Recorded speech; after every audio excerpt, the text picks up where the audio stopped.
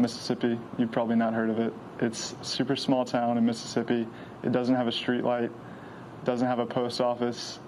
The population is less than 2,000, so it's not even considered a city. But I'm very proud to be from there and hope I'm representing it well. My name is John Augenstein. I'm from Owensboro, Kentucky, and Owensboro is home to me, and for various reasons. It's where all my closest friends and where I grew up, and I'm very proud to be from there because, you know, it's worked hard to get where I am now, and got a lot of people back home following me and sending me some really nice texts and contacting me, so it's been really fun. Shane Bacon with the 8-time PGA Tour winner Brad Faxon in the booth. Brett Quigley here with Hole celebrating his 50th birthday. He loves when we say that. Michael Breed on the course. Curtis Strange, 2-time U.S. Open champion, will be following the match, and David Fay here to round out our season of USGA championships on Fox. David Fay, a wealth of information and facts. Augenstein here for birdie. Well, an unlikely lengthy putt there for birdie. He didn't play his chip nearly firmly enough, and I really think that Ogletree's ball running back into the bunker had a lot to do with that chip shot being short. That's a big putt there. That's a big fist pump too. And now Ogletree for birdie to tie the hole as we welcome in Curtis Strange. Well, Brad, you're right. That was a big putt for Augenstein, but this may even be a bigger putt for Ogletree, this to have the hole.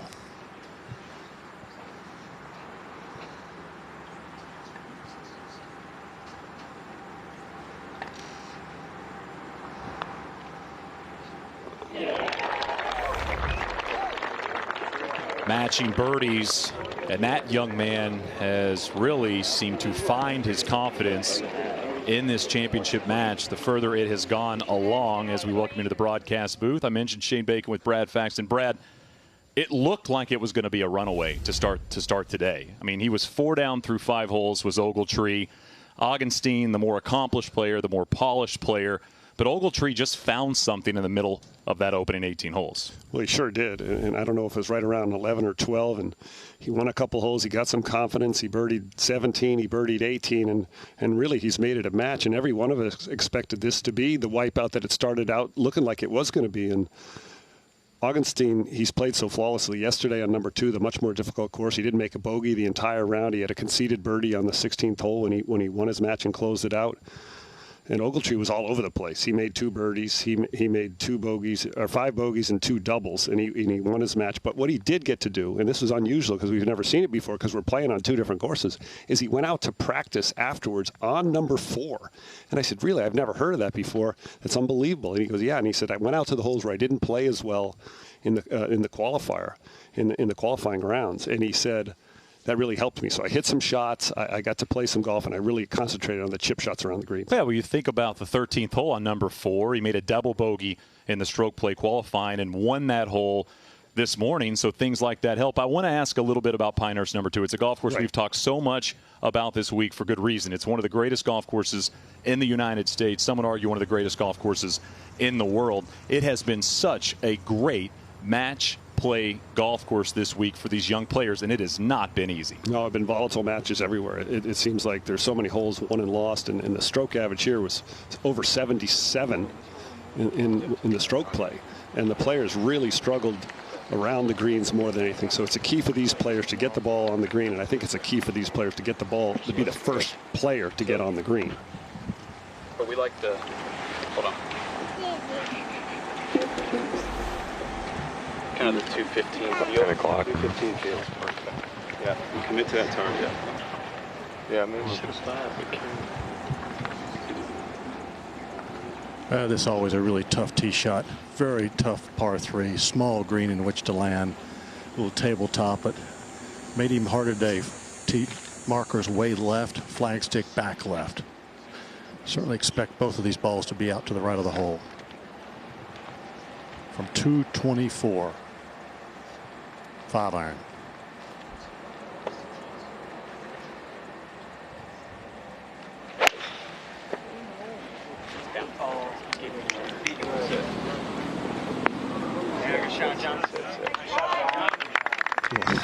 Another great long iron shot from Augenstein, and he even had the nerve to put it under the hole close to the bunker and have an uphill putt. Shane, we've talked about this guy's swing all day long. His back stays that target a long way on the downswing. His arms come into position and then rotates hard. I like that. Yes. It's got to be this one. I agree. Hardly any wind at all out here right now. It is very hot. And trust me, Brad, it's a hard shot.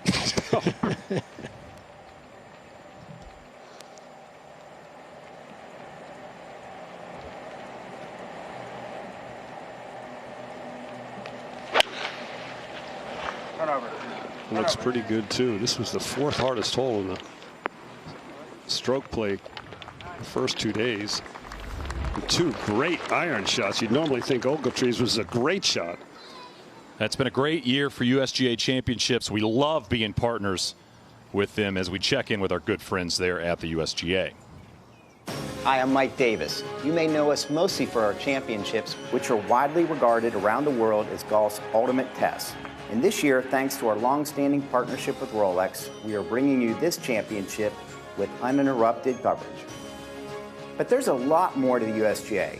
Our scientists focus on solutions to help reduce golf's use of water. Our innovation group works with golf courses to manage critical resources and costs.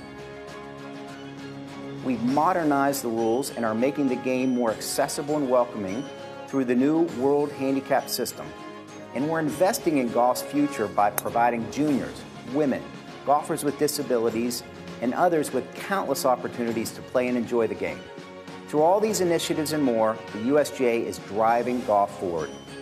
Thanks for the support of our championships, and most importantly, for the game we all love. Fox Sports coverage of the 2019 U.S. Amateur Championship is presented by Rolex and is sponsored by American Express, by Lexus, experience amazing, and by Deloitte, who invites you to only see possible. Located in the Sandhills of North Carolina is the Donald Ross Design Pinehurst No. 2. USGA Championship number 10 this week, as the U.S. Amateur Championship is contested here for the 3rd time. In 2010, Bill Coore and Ben Crenshaw were hired to restore Ross's 1935 design. 2011 was the debut of the $2.5 million restoration. And Ross's homage to Royal Dornick, where he was introduced to the game, was returned to its place as Ross's greatest test of championship golf. The 16th hole is the only hole with water in play. The 117 bunkers and 35 acres of sandy wiregrass native rough grab your attention, but not nearly as much as number 2's 18 demanding greens. Ben Hogan won the North and South Open on 3 occasions. The first was his first individual win on tour. And Mr. Hogan said, quote, "Everybody wanted to go to Pinehurst. It's a real test of golf."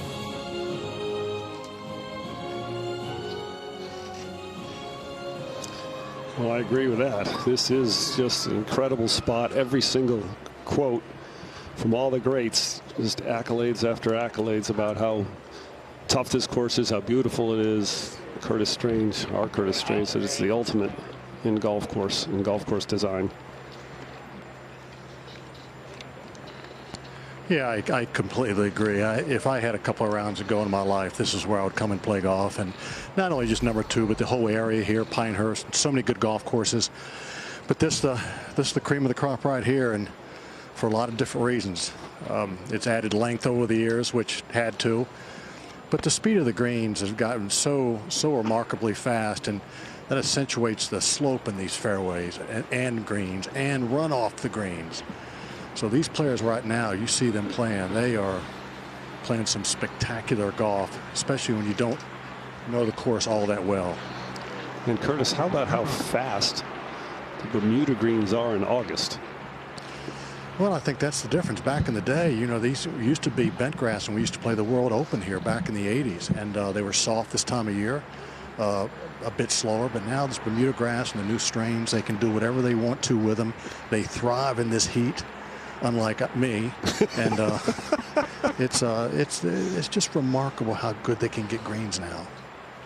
This, pretty flat putt. Will move a little bit, I think, from his right, but don't go more than 3 feet past the hole.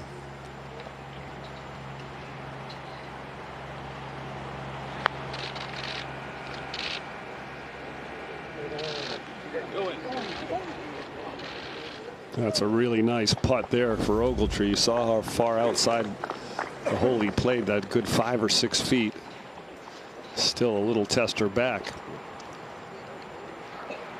Augenstein has this putt for a birdie to win the 6th hole, a hole he has played flawlessly this week, has not made a bogey on this difficult par 3 to this point.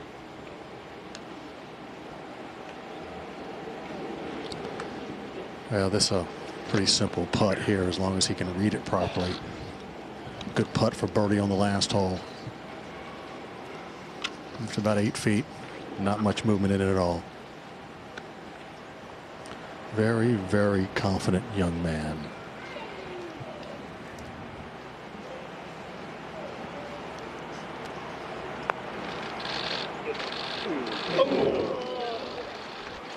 We're just trying to get that thing to come to the left just a little bit. Went dead straight. You see his gesture there with his hand. And Curtis, I agree. He's a really confident man, but it's interesting when he introduced himself how choked up he got. It looked like he was fighting back tears, just telling everybody where he was from.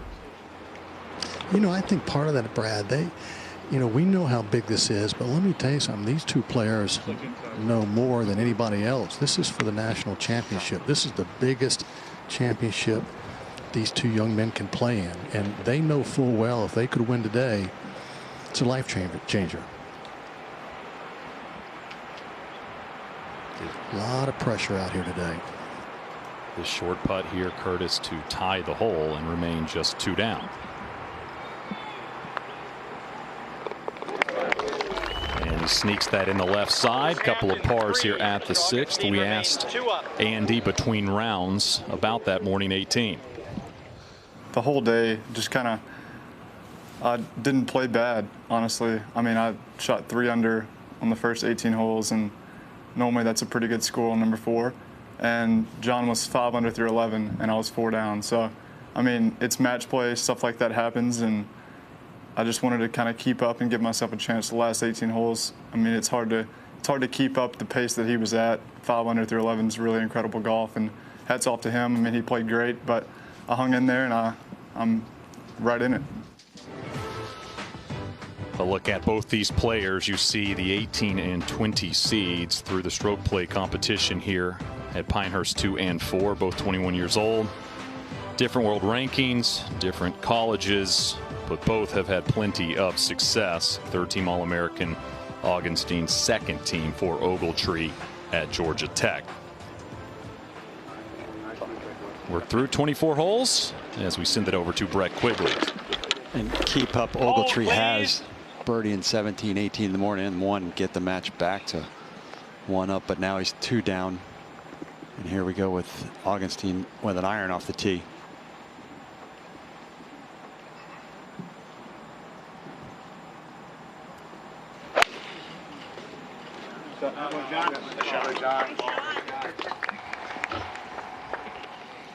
Good tee shot there, Brett. Yesterday, remember, he hit his iron shot in the right native area. And the day before, he hit the driver through the fairway on the left. So this hole, 420 yards, gives the players an option to hit a driver or an iron. Just have to get the ball in play. And again, I think, Curtis, you'd say that first shot, if you can get your ball in the fairway or on the green, that's big pressure on the next player.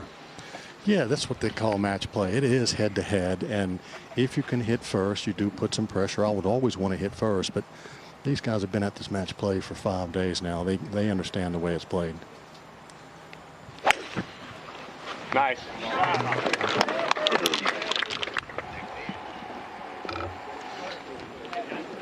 Finds the fairway a little bit farther to the left. Well, time for a recap of the 119th U.S. Amateur Championship match, brought to you by Rolex. this morning. John Augenstein at the third. Brad Faxon, what a nifty pitch this was. It sure was. He's been a wizard of the opening holes in almost every single match, using a strategy of trying to be up after 6 holes. Snuggles that one in there for a gimme birdie. Now at 4, the par 3. Tees moved up a bit at 145. Shane, this is a wonderful hole, kind of a little triangle green, really narrow in the front. Tucked in close to that bunker, falls a big shelf on the right, and that was another birdie, another hot start. And now at 5, he struggled really in the semifinals to make birdies. He was making par after par after par.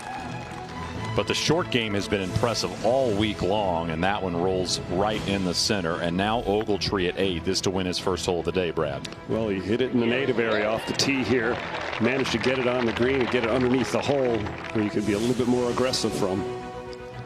Now at the 11th, Augenstein, another lengthy putt for birdie. Well, one of the smallest greens on the golf course. This 11th hole looks like something you'd see at Royal Melbourne in Australia. Great design by Gil Hansen. A birdie there again for John. And now at 13, Ogletree just 2 putts needed here to win the hole. This after winning the 12th in similar fashion. 2 putts there, 2 putts here, and he would win back-to-back holes. And that's the first time since the quarterfinals that Augenstein would lose back-to-back holes. Now it's 16 for birdie. And he finds that putt. Made it look easy, and Ogletree had that putt right behind him, and he missed it. Thought, uh-oh. But here on 18, after both players hit great 7-irons up there just from the fringe. Shane, what a good way to finish off your round when you go to lunch. And that after making a sneaky little birdie putt at 17 he had to have. Augenstein had an eagle putt that just stopped on the lip. Augenstein, you see 2 up. We asked him about his approach headed into this afternoon. You know, it's not an opportunity you get to have very often. Winning or playing in a major national championship is an incredible feeling and accomplishment. But my game plan will just be the same. I'm going to hit shots where I know I can hit them and where I can make pars and birdies from. And hopefully put the pressure on him and make him come get me. Brett Quigley, he's a young man really that brings up thoughts of Preston Summerhays, who won the U.S. Junior Amateur earlier this summer, went into that championship really believing you got to come beat me. And the same demeanor for this young man. Singular focus. I mean, this entire week that talked about his goals this week, the Walker Cup and winning this championship. And he's close to doing it here, so he's got an opportunity and done all he can do. So he's just, I love his intensity, absolutely love it. And now his second shot. If this lands hole hot, I'm not sure it's going to stop. I think it'll roll out. 12. If I can land it about 3 short of hole high? Yeah, I can give you 3 short of hole high. So 56. Okay. 58. 58. Okay. And we're looking at that tree. Wind? It's coming back at you. A little bit out of the left. Out of the right. Out of the left. Out of the left now, this angle. Okay. So let's just call it low 60s. I think 61 is the number. Okay. All right, bud. Great commitment to your target.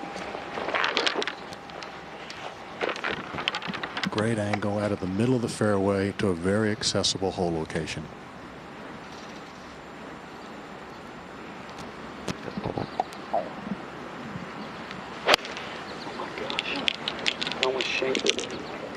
Way out to the right. And that is going to be a difficult bunker shot. Brett, it looked like it stayed on the downslope of the bunker too. There's no green to work with. It goes uphill and then straight downhill after the hole. I don't think he might be able to keep that on the green. Ogletree's second shot here. That's right. Opportunity here. Just can't miss to the right. Good angle into this hole.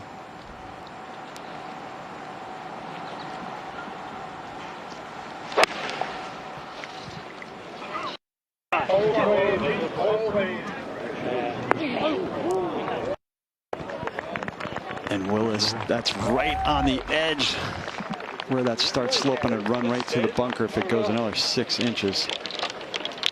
And that's a great shot. And now let's go down to Michael Breed. Thank you very much, birthday boy. So I had a chance to make a phone call today to Tony Ruggiero, who is the coach for Ogletree, and just asked a little bit about what this swing is all about, what this kid's all about. And he couldn't say enough good things about him. Talking about his golf swing, he said, you know, he gets a little bit wide in his stance. We got to worry about the width of that address position. And then the other thing that happens to him is he tends to make swings when he's swinging poorly, where his arms run away from him. He has this little drill where he takes a glove, puts it under his trail armpit right there to keep that connection.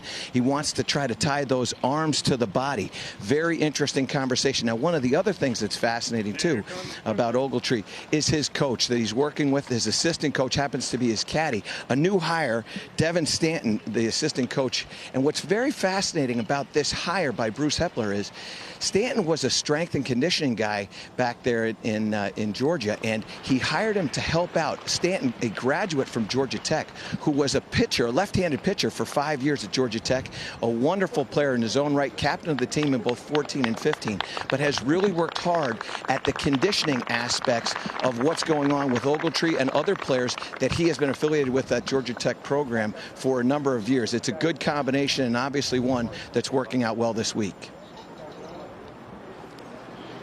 Thank you, Michael.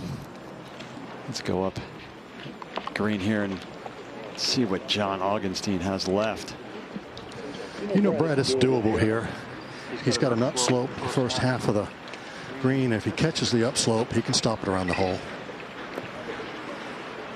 Is that ball on a downslope in the bunker there, Curtis, or has it gotten to the flat? You know, it's just a bit. It shouldn't be much of an issue. If nothing else, it can almost help him because he needs it to come out with a little bit of speed to skip up to the hole. Now he's 4 feet down into the bunker, so this is a tough shot, but it can be done. We have a great view of the elevation there. His head barely hole high. This is Pinehurst at its finest right here.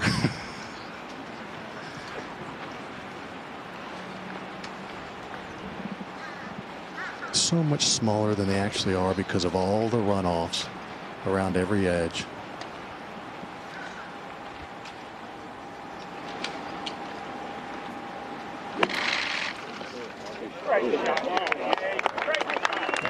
Beautifully played. Did it just like you said, Curtis. Had to land it just on the green into the upslope where that grain is a little against him. Hey, I still know what to do. I just can't do it, okay? I can talk about it. You talk about it well. They were seeing his swing in slow motion. Look how forward his weight is on his left leg. Look at that knee way past his ankle. If you want to hit a ball high and soft on a short shot, get that weight way forward. Get that left knee bent, forward leg bent. Now Curtis, who's away here? It looks, I guess, Ogletree first. Oh, nobody's put the ball down yet.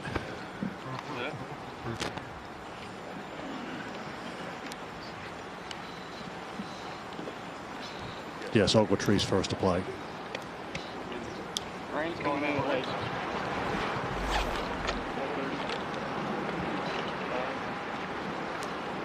Ogilvy eyeing this up. You can see how well below the ball he is there. He's a good foot lower than the ball. Walking up that hill, and then it's straight downhill to the hole from there. What's that? Yeah. And Curtis, to your point, I was talking to Stu Francis earlier this week, chairman of the championship committee here for the USGA. He said everybody talks about the greens at Pebble Beach being so small, but these greens here are actually placed smaller than Pebble Beach.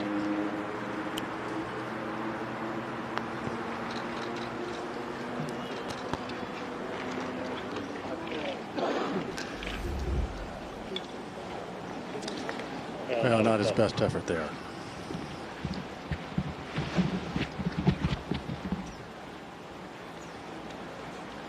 I think he's just so scared of that speed down the hill. Hard to get it up high enough. You know, I truly believe great short game players, much like Augenstein has been this week. You know, he pitches the ball so well, but he has a lot of confidence in that he's going to make these 4 or 5 or 6 footers. It works together. One gives you confidence over the other.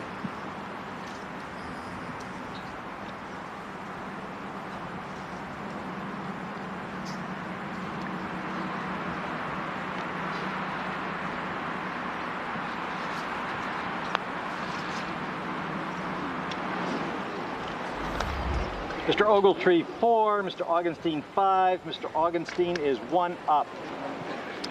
Brett, this is a hole he's had some trouble on. He doubled the hole when we had the rain delay. Maybe he doesn't like the tee shot that much. Missed it a couple times. We'll play a virtual round at Pinehurst #2 right now. Visit WGT.com to compete in the virtual U.S. Amateur Championship and post a score by today for a chance to win a trip to compete in the finals at Topgolf in Las Vegas. And Saturday, we've got what could be a World Series preview as 2 of baseball's best teams and iconic franchises collide. The Yankees take on the Dodgers. It's all part of a doubleheader beginning at 3 p.m. Eastern, noon Pacific on FS1 and the Fox Sports app. Augenstein has been so good at avoiding bogeys. That his first in 11 holes. And really, it was a sloppy second shot that produced that 5. Now Ogletree finds himself 1 down once again.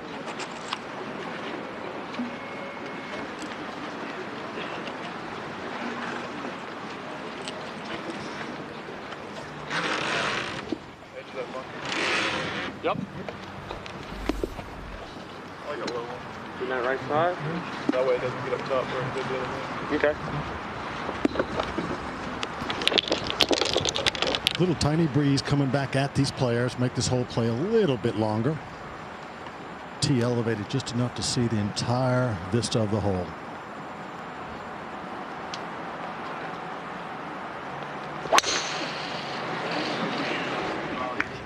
Boy, I like this young man's swing. A lot of flexibility, a lot of speed. Yeah. Tremendous amount of power. Likes to hit that little fade. It shapes in here nicely on number 8. Nice pickup.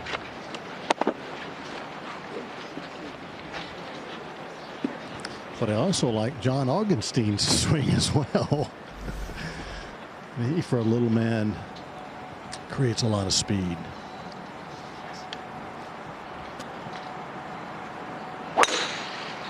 Shot, John. 2 good tee shots.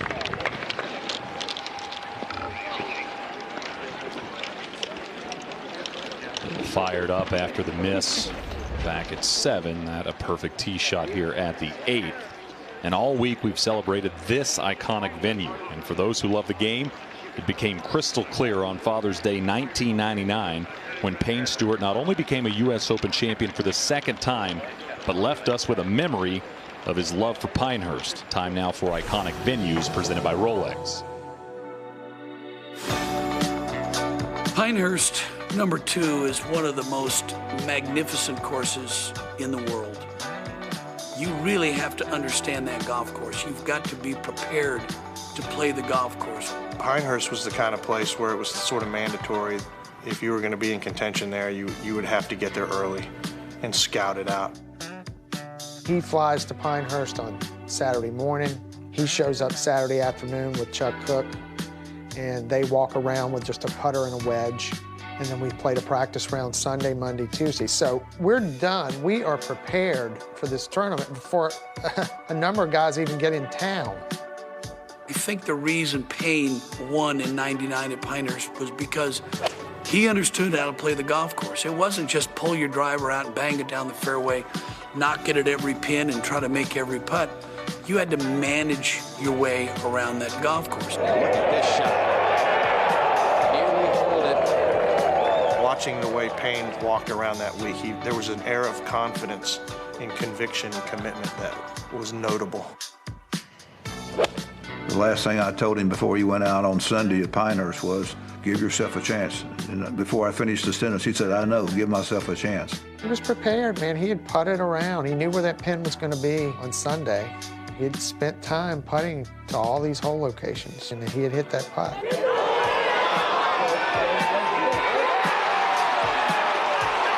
Payne Stewart is the 19 Open champion. Oh, my. What a clutch putt. You know, I stroked the ball well all day long. I hit a lot of great putts, and I just said, give yourself a chance and do the. I went through the same routine I went through on every putt, and it went in.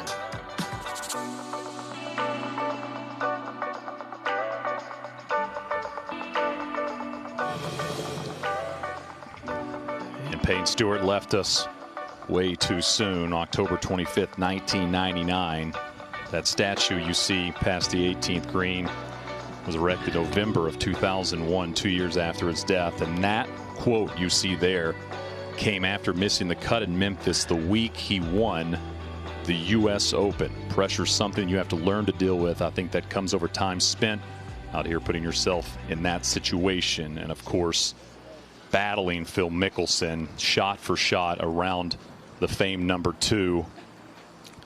It was an unbelievable week, Brad. And Shane, this coming Tuesday down at the Tour Championship on the PGA Tour, the annual Payne Stewart Award is given away, and it was aptly given right after Payne's death to Jack Nicklaus, Arnold Palmer, and Byron Nelson, and ever since then there's been a recipient every year. It's quite an honor. I got to play with him growing, you know, when I was first on the tour. I lived in Orlando. He lived right off the 12th tee at Bay Hill. We practiced down there a lot. He was the coolest guy to be able to practice with a guy that played music when he practiced, had that tempo that you just wanted to emulate, and that was one of the most popular wins in the history of the game. Pretty stock. See it coming down right on that tree. It's impossible not to come to Pinehurst #2 and not feel the chills of that putt from 1999 as we go to Ogletree here. Second shot. Hook lie, can't miss left here.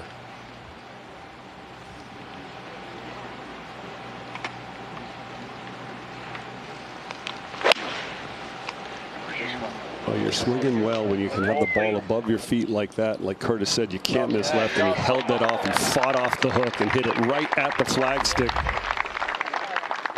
Hold right there, please. You know, we talked yesterday about some of these greens looking like almost affinity greens because there's pines way in the distance behind the green, but it just looks like it falls right off the face of the earth behind a lot of these hole locations, and this is one of them. And Curtis, was this the green that scared you the most if you missed? Absolutely. Here at Pinehurst #2, yes. More fall off here than any other green. Augustine second from 178.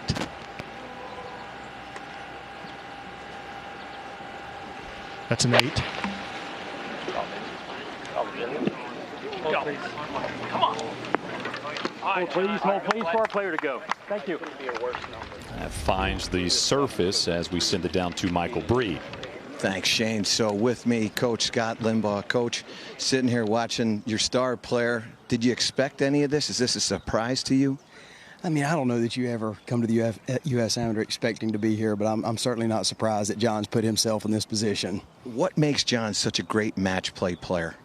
He thrives on competition. I think anybody that knows him has been around him. Like, the guy loves to compete. When we do little competitions at the end of practice, he's just the last one standing a lot of times. He talks about how he loves just seeing what he's got to do right in front of him. So he thrives in the moment. He loves having the big shot. He doesn't always pull it off, but he wants it. You were telling me about what your dad said about John coming out to some of the matches that he's had a chance to watch. Yeah, my dad calls him Johnny Golf, and he says you can't get enough. John always wants my dad to watch him, and my dad always says you can't get enough people out there to please Johnny. Crowds can't get big enough for him. Hey, congratulations. I know this is a big one for the program. Well done. Anchor down? Yes, sir. Anchor down. Thanks, Michael.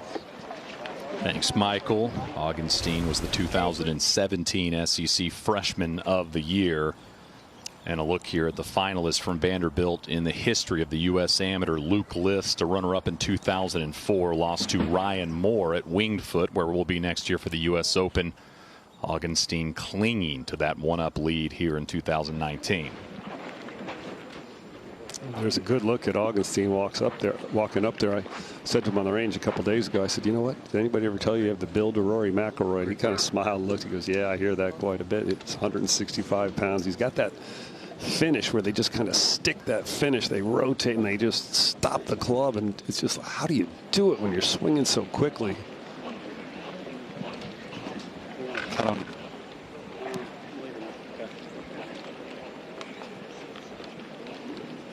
of the coolest parts of the U.S. Amateur, especially the championship match, is what you see right there. Fans coming right up to the green and getting a first-hand experience, front row seats, if you will, to the oldest championship in American golf as we go down to Curtis Strange. You know, Shane, you're exactly right. And part of the thrill for me out here is walking not only with the players, but with the fans, the fathers, the mothers. They've all got a rooting interest out here. There's a lot of V for Vanderbilt hats out here. It's actually a lot of fun, and don't think the players, they love it as well.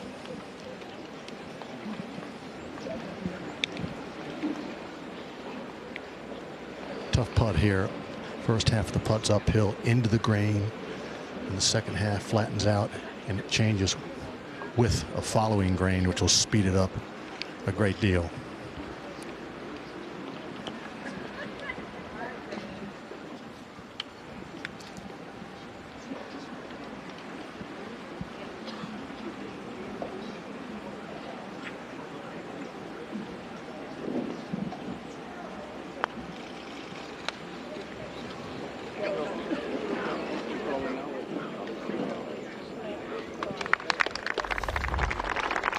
All in all, well paced there for Augenstein.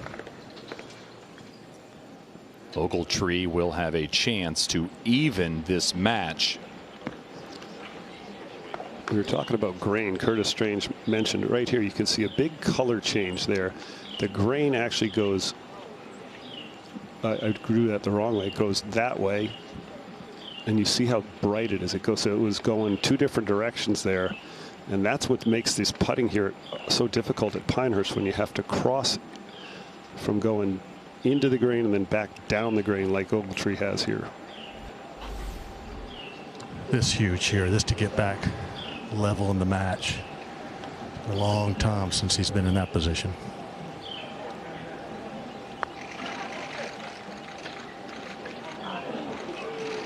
And that just a roll and a half short. And Curtis, you mentioned it's been a while.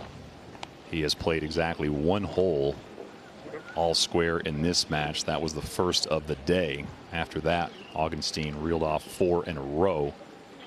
Still a chance for this match to be tied. Augenstein short putt for par.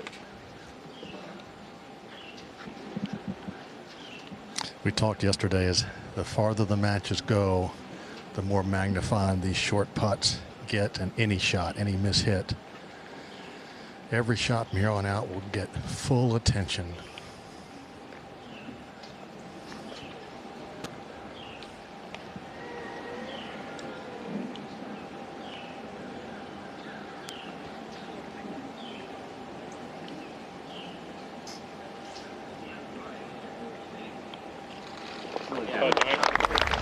Solid 2-putt for John Augenstein. Mr. Augenstein remains 1 up. Shane, we've made the point on these putts for halves, for ties, 3-4 footers. You can afford to be a little bit, more aggressive. You can hit them firmer in the hole. You can take some break out of there, because if you miss, it's not like stroke play where you got to keep hitting it. The hole's over. I think that gives the players a lot more confidence in those short breaking putts. Another thing great about Pinehurst, you can see the players walk right off the 8th green. The 9th tee is maybe 20 yards away. And today 9 is playing 138 yards.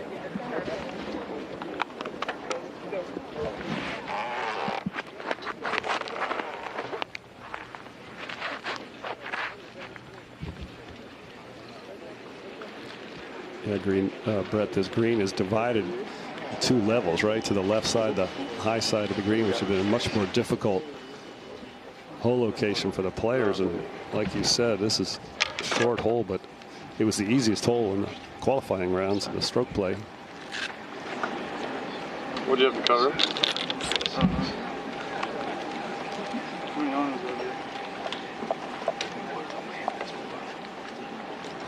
And once again, I like, got about 32.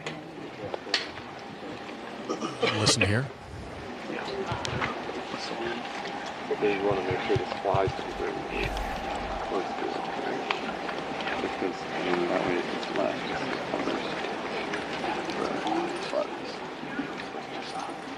Yeah. Like a number? 32. Yeah. Is it down? Elevation? Yeah. No.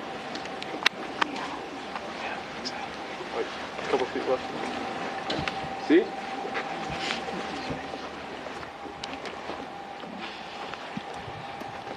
.138, no wind whatsoever.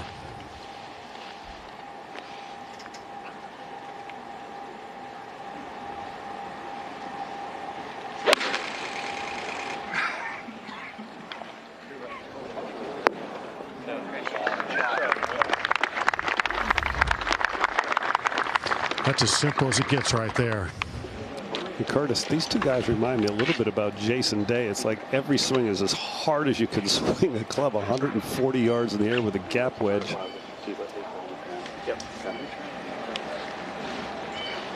Augustine next. Important to keep that just left of this flagstick there. That right side just runs all the way off.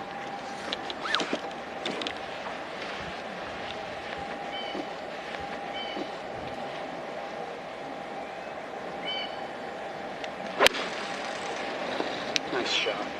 Please hold. Please hold. Let's send it down to Michael Breed with the Georgia Tech head coach Bruce Hepler. Coach Hepler, talk to me. Is this a surprise to see Ogletree like this or what? Not really. He's been coming for a year. The golf that he played this spring was probably first-team All-American type, and he's always really driven the ball great. And his irons, as you know, the guys that can do this versus that, they got a chance to play. And he just finally made a commitment to around the greens. I think he had three tournaments this spring where he never three-putted. He was averaging about 5 around. And he's just kind of finally worked on the stuff that, as you know, they don't like to work on the stuff that they're not good at. Yeah. Because the other stuff's easy. Yeah. And he just finally decided, I'm going to go do this. And it's been a tremendous transformation. So once he got to where it wasn't a knife at a gunfight around the greens, he's one of the best players in college, and no doubt about it. What does something like this do for you and your program? Well, you just hope it reinforces, if you come, I'm not going to ruin you. You know, I keep telling people, based on the history of guys, if I'm the worst coach in America, it's still a top 5 program. So, you know, guys have come through, they've succeeded either on or off the golf course. Vince Whaley just got his card. There's another guy. So it just reinforces that if you like the golf courses that we play, that it's worth coming. Well, I know you play a lot of nice courses. I know one not far from you, too. We're headed one there next week. Absolutely. Yeah, Host the world's best is not too bad. Thanks, Coach. Absolutely. Thank you. Appreciate it. Thank you, Michael. Andy, the first person from Mississippi to ever play on the Georgia Tech golf team. You see champions from Georgia Tech in the history of the U.S. Amateur, and that a pretty good list that Andy is trying to join. Bobby Jones did it 5 times, and Matt Kuchar back in 1997. And even though Augustine was visibly upset with that tee shot, much better spot over on that left side.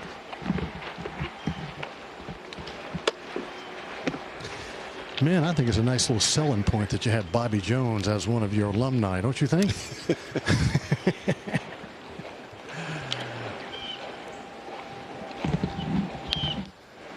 Coach Hepler has been really a wonderful coach and a wonderful mentor for a lot of young men over the years. Got a great program down there.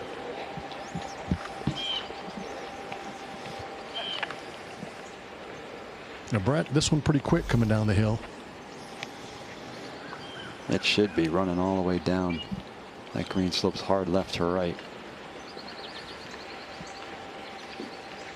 You know, when it's quick, it's not that the speed affects them that much, but it does affect the read. It does affect the confidence in the stroke. You can't hit it hard enough sometimes to keep it on line or to get it high enough. So many times here, you just kind of feed it down gently to the hole.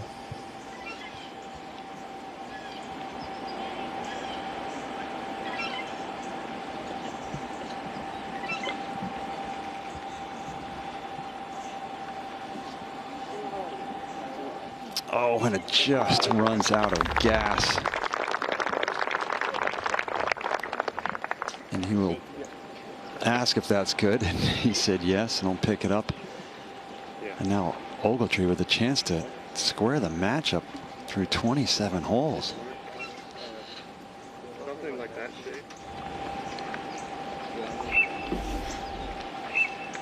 Yeah, much like the last hole, a chance to get back all square, and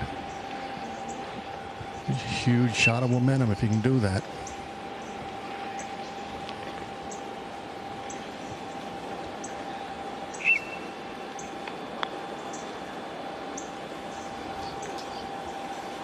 That's good. And Augustine said that's good before that ball even stopped rolling, just to make sure he heard it. And they will move to the 28th hole even. Well, having a clear understanding of the rules can help make golf more enjoyable. The USGA's Thomas Pagel explains how knowing the rules can be used to your advantage. For example, if a player's ball lands in a wiregrass plant inside a bunker, the rules of golf brought to you by Rolex. Here at Pinehurst number 2, in the natural sandy areas, there's lots of wiregrass, lots of bushes. But guess what? You're also going to find them in the bunkers on a few occasions. Now, that could lead to a rule situation this week where a player's ball is in this grass and he's asking himself, am I in the bunker or not? Well, in order to be in the bunker, your ball has to be touching the sand. So in this case, it's actually touching the grass. It's above the sand. The rules say that if that ball is touching anything growing or sitting on anything growing and not touching the sand, that ball is in the general area. So what does that mean? That means I'm allowed to ground my club. I'm allowed to take practice swings. Or if I decided to take an unplayable, my options, they're going to get me outside of the bunker.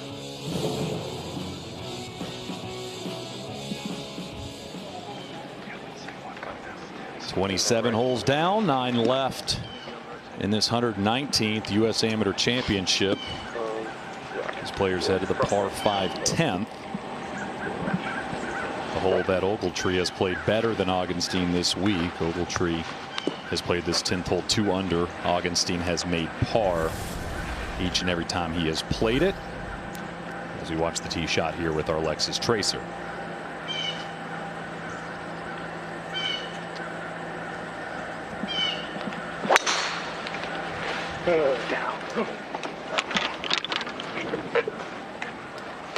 That's a really important fairway to hit for these players, both of them long enough to reach it in 2, but not from the native area, not from the pine weeds that you just saw that ball go into. Now Augenstein. Hi, Bob. Nice move, takeaway. See that graphic, only trailed 1 hole this entire week. That a year after Victor Hovland won the U.S. Amateur at Pebble Beach, having only trailed 1 hole in the entire match play portion.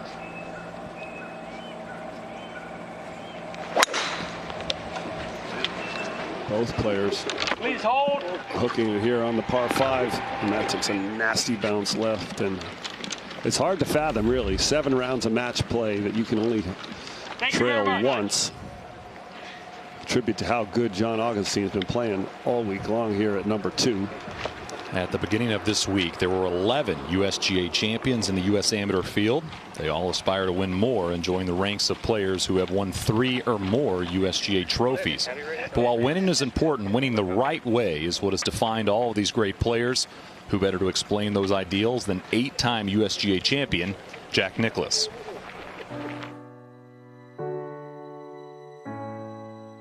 Well, I always thought of winning a USGA championship and saying you were a USGA champion was the ultimate. I looked at any USGA trophy and thought to myself, these are the names of all the game's legends. These are the players who defined their generation. They're the ones all the kids look up to and say, I want to be like him or her. I always thought that was pretty cool. And when I was younger, I always thought I wanted my name to be one of them.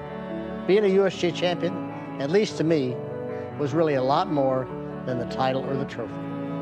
Maybe it's about who the organization is or what they represent to the game. But I never felt like I was checking a box or walking away with a pat on the back. The USGA championship was winning one from the organization that's about integrity, about playing the game the right way, about calling penalties on yourself if you had to, about volunteering and giving back. And never lose sight of the fact that there was a game long before you came along, and there'll be a game long after you've left. All that ever really mattered to me was making my dad proud, making my family proud, and doing the right thing, playing my best, and being my best. In my mind, that's what a USGA champion is all about. You've shown you've got something in you that makes you different, that makes you special, that you've got a little something extra in you. You believed in yourself. You dedicated yourself to a goal. You didn't just want to be good. You wanted to be great, and you did it. And no matter what happens over the course of your lifetime, no one can ever take the title of USGA champion away from you. I'm proud of a lot of things, but what I can say without hesitation, what makes me prouder than anything, I'm a USGA champion.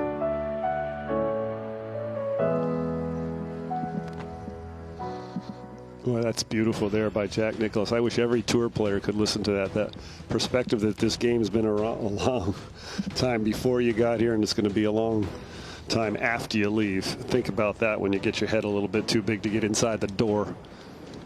Awesome. Current list of 3-time winners include 53 players, led by Bob Jones and Tiger Woods, with 9 USGA victories. Jack, one of 2 players in USGA history to win an amateur and an open on the same golf course, joining our own Julie Inkster, who did it at Prairie Dunes. Jack, of course, doing that at Pebble Beach. As we go down to the 10th here in Ogletree. Thank you. What? I probably should move these people a little right. Y'all might want to watch out. We're going to just be coming straight out here with a case to smoke anybody. Well, he's coming out to the right. Got a layup. He has a horrible lie in the waist area. And there's a bunker that guards the left corner of this fairway that he'll have to carry 200. Can't do that. Let's put out here 180 yards or so. I think it's 164, just short of it. I'll probably have you defend him. Here. You shooting? It's 183 right here. 157. I don't know. I hit it between the bunkers, right?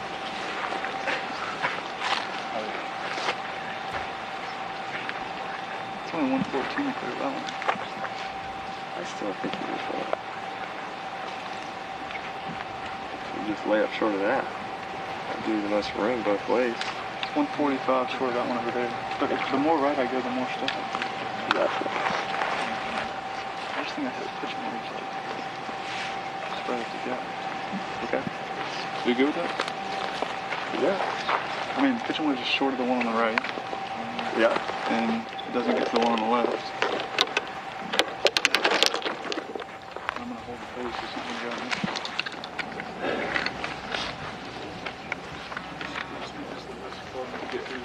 Gotcha.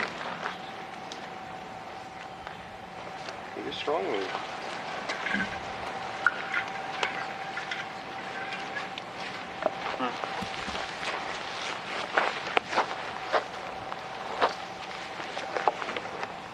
Well, he's in the middle of some tall pine weed is what they call it. And they're 4 or 5 inches tall, and going to use his strength not to turn the club over. Play. I'll get out. Get out. Good smart play. Sure, Curtis. That came out nice and high, too. Hold, please.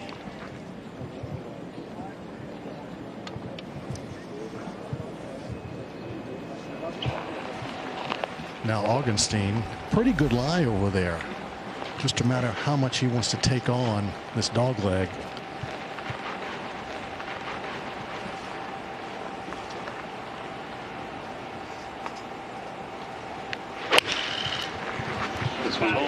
Let's hold. Hold, please. Just in front of the green. Yeah, Curtis, he got a nice line. You know, they do call it pine weed. We saw Bob Dedman and Tom Pashley, the president. Bob Dedman owns the Pinehurst Resort. They're trying to name it Pine Blossoms, change it from pine weed. It's a funny name. Uninterrupted coverage of the USGA Championships on Fox, presented by Rolex. And all of us on the Fox Sports Golf team want to give a special shout out to USGA Communications Director Pete Kowalski, who will be retiring following this week's U.S. Amateur Championship. Pete started his career at Penn State and Rutgers in sports publicity and eventually served as presidents of the College Sports Information Directors of America, inducted into the COSIDA Hall of Fame in 2017, and since 1999 right here at Pinehurst he has been with the USGA, serving nationally and local golf media and broadcast networks. We want to thank Pete, and Pete, my man, Table 5 for life. You have been a great person to work with, and we appreciate everything you've done. Always a smiling face around these parts, and we will miss him greatly. Shane, while we're at it, every week Kevin Landy and David Giancola are here helping us out, and we get emails in our inbox before we wake up with all the things they do for the championship and for us at Fox. Thank you. Start this to the road. Yeah. Definitely fall low. Yeah. This is the club. I like this. Good. See the shot? What's that? How many on is it? 10? Okay. 54. Yeah, that's different. Yep. From 165, flag stick only 9 paces on. Got to be careful spinning it off the green.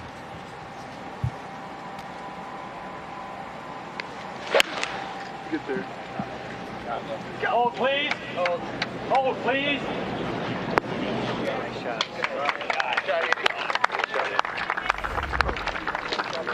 To have that length to birdie putt is pretty impressive, Brad. Run, Andy, run. That thing could fall right up. As a founding partner, the USGA has helped the First Tee welcome millions of kids to the game of golf since 1997. For more information on how you can get your kids involved, go to thefirsttee.org. And football is back on Fox with a preseason clash between Russell Wilson and the Seahawks and Kirk Cousins and the Vikings tonight at 8 Eastern on Fox and the Fox Sports app. Right at it. Now Augenstein. 79. Correct. Okay. Take your time real quick. Just like that flag on the range. Exactly. Just wait a second. Just Stand, waiting please. a moment to get everybody settled in. Stand, please. You heard him say a moment ago, 79 yards of the 79. hole. We've seen all week long this is the strength of his game.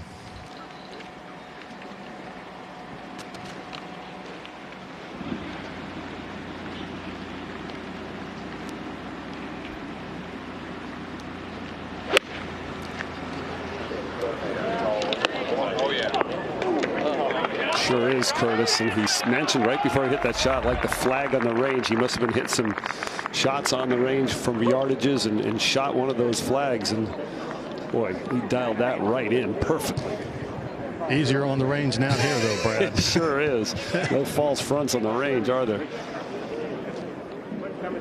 What a gallery. Seems like it's doubled since this morning when we were watching over on the other course on number 4. Look at all the people out there. And you know they are all golfers being from this area. They're very much into this.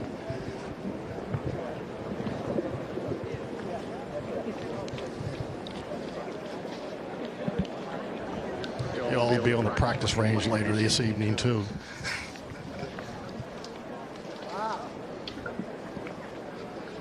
Curtis, there's not many U.S. Amateur Championships where most of the people that came to watch travel by golf cart. There are about 150 parked over there by the cradle right now. Isn't that the truth? If I lived here, I'd have one. Street legal. Augenstein has not birdied this par 5 this week. A great chance to change that here, but it will be Ogletree first to put the pressure right on John. Yeah, I think Ogletree has a little pressure himself, though, because he knows John is in very makeable distance. You expect him, you know, at this point, and always in match play, I think you always have to expect your opponent to make the shot or make the putt. So you're never really shocked at what happens. Uphill just a little bit from the right.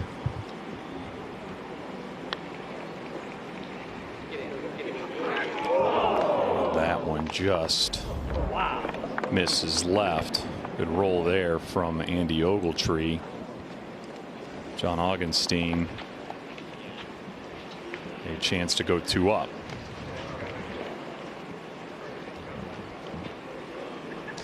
Yeah, that's 3 holes in a row that Andy has had a chance to last 2 square the match, and in this case have the hole.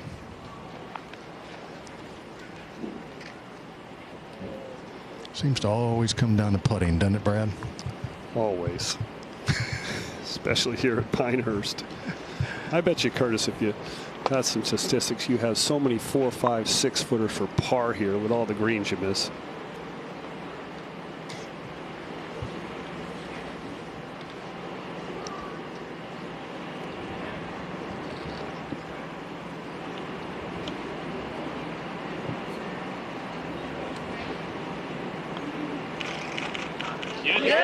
And just where he started this afternoon, John Augenstein 2 up. Augenstein 4. A wonderful birdie there. Time now for Complete Performance, sponsored by Titleist. Brad, one of my favorite things about match play is every hole is its own battle. It doesn't matter if you're standing on here, if you win with a bogey, with a double bogey, even with a triple bogey, as long as you win the hole. Exactly. You are going to be 1 up, 2 up, 3 up. We're standing on a lengthy hole at Pinehurst, one that in a stroke play event, you'd be thinking, I got a bash driver, but your opponent just hit it in one of the sandy areas, one of the native areas. Now you might change your philosophy. Definitely. I always like to keep one eye on my opponent when I play match play. It's a strategy you have to have if you want to win matches. Because like you said, you don't care if you win it with a bogey or win it with a par. So instead of hitting driver after my opponent's missed, I'm going to take out this new driving iron, which I have a lot of confidence in. I know I can hit this thing in the fairway. I know it's going to run when I hit it. And listen, I'm going to get this thing in the fairway and I'll have a chance. And Shane, the greatest golf courses in the world, they offer choice for a player. There's options off the tee, and no better example than at Pinehurst. So this is the new driving iron. I can hit this thing a little bit lower with some trajectory to make it run. And I can count on having a shot into the green when I know my opponent's in trouble. Yeah, that thing is smoke. That thing is going to be in the short stuff. And even if you have a longer iron in, you know that you are at a major advantage considering missed fairways here are very, very few. Exactly. And remember, there's no pictures on the scorecard. Stand, please. Stand, please. Quiet up there now. Halfway house, please. Thank you. Some people trying to get some snacks in that heat on the halfway house there off the 11th tee. Now Augenstein set to go. Always been a bit of an awkward tee shot because you can't see the landing area.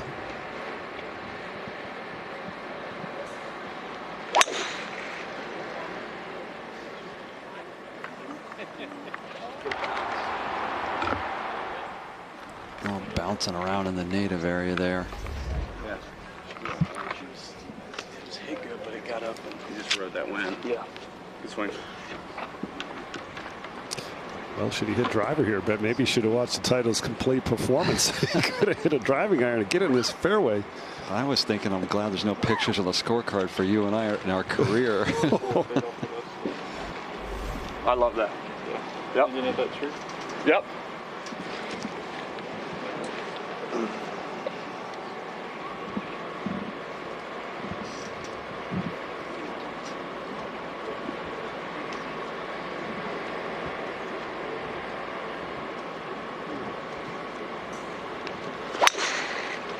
Beauty.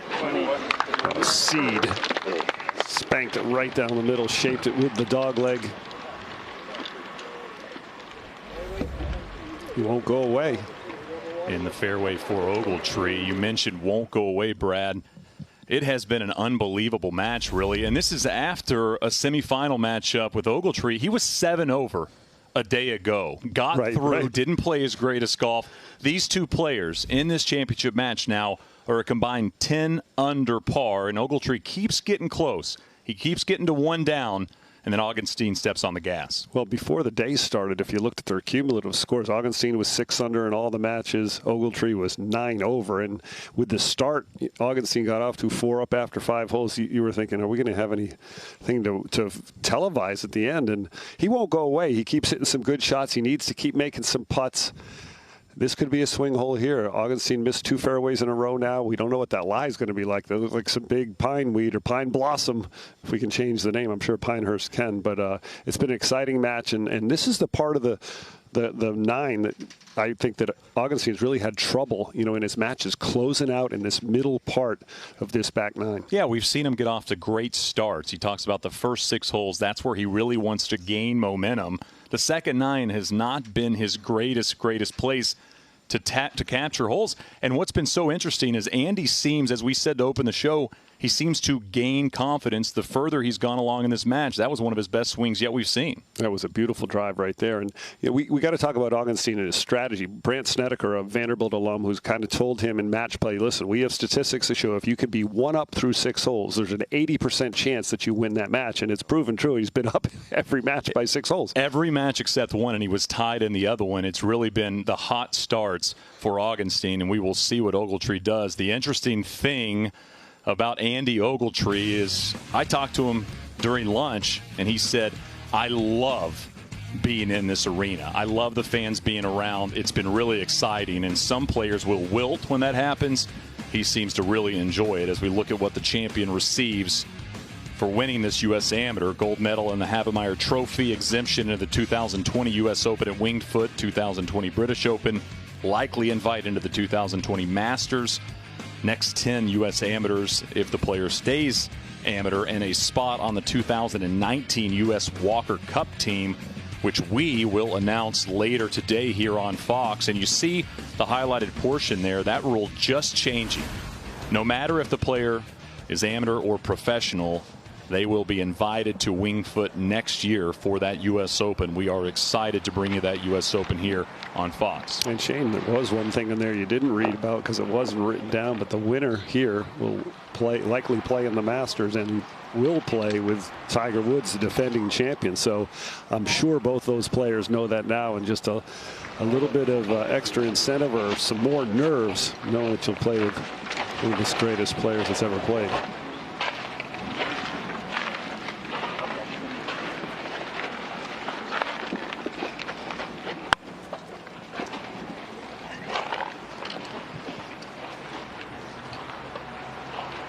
This is not a very good lie here. Big clump of sand and grass. About 6 inches behind the ball. Ball in a little bit of a depression. 183, Bob. You want to end up 180.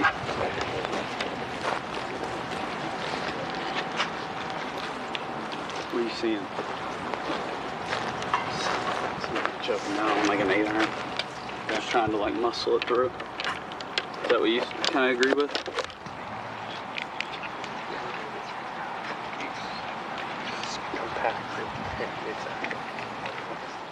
Yeah, I like that. I think that's what you got to do. Yep.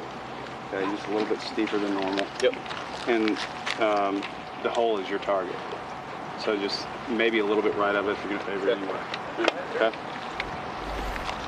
All right, Bob. You heard it. Put it back in your stance. Get steeper than normal. Get up and down on the ball quickly. Try to chase it on this green. 181.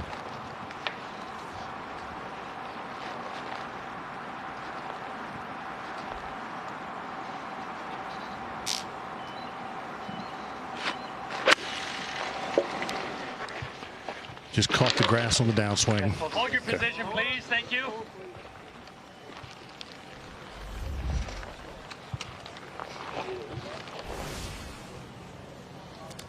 Look at that big grass. Grabbed his club on the way down. Had to hit so steep. Look how deep that divot is. Look at that sand going everywhere. Ogletree now.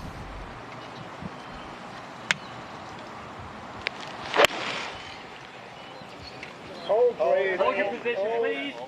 Going out to the right a little bit.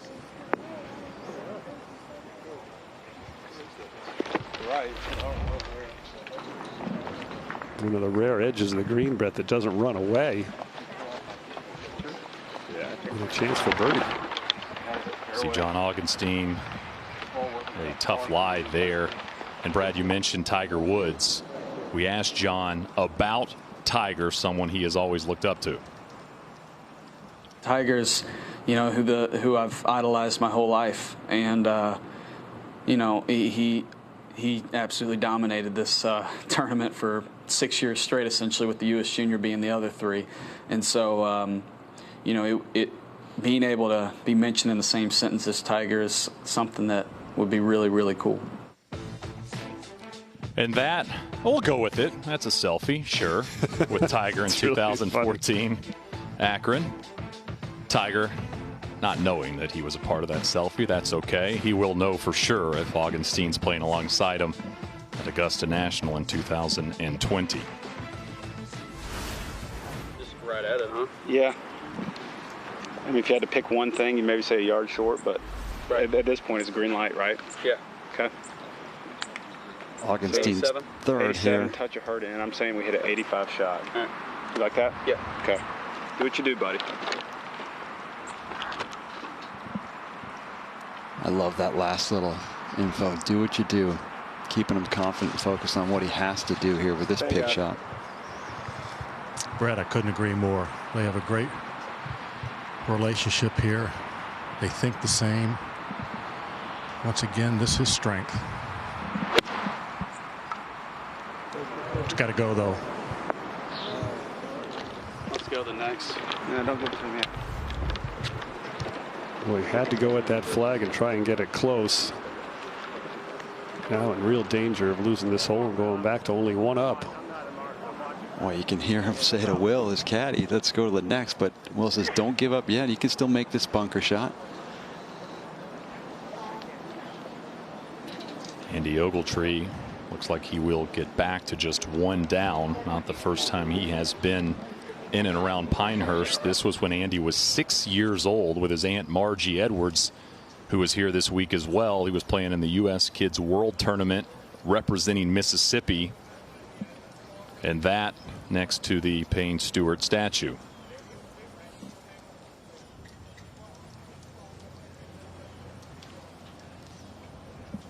Andy really a sensation out of Mississippi. You heard him to start the show mention Little Rock, Mississippi. Small town for sure.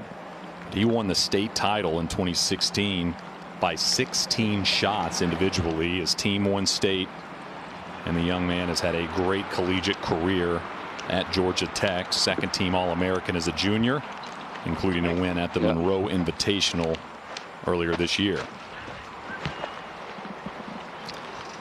Let's see if Augenstein can make this bunker shot to force Ogletree to finish the hole. Well, if he makes this, he gets my vote. I know that. Up over a pretty good sized mound, straight downhill to the hole. Brad, a much easier bunker shot than he had over on 7.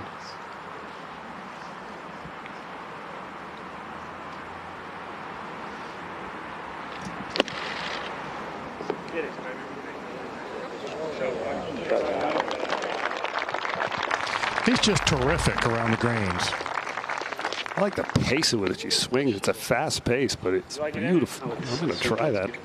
Yeah, I don't think it's something, you know, you're born with this type of feel. You're not, you can teach, but so much. You've got to have that ability from within. Imagination. Hear him say, go in as soon as he hit it. And you know, Brad, what he did, he just puts a little more heat back on his opponent. Just has to 2-putt from 30 feet.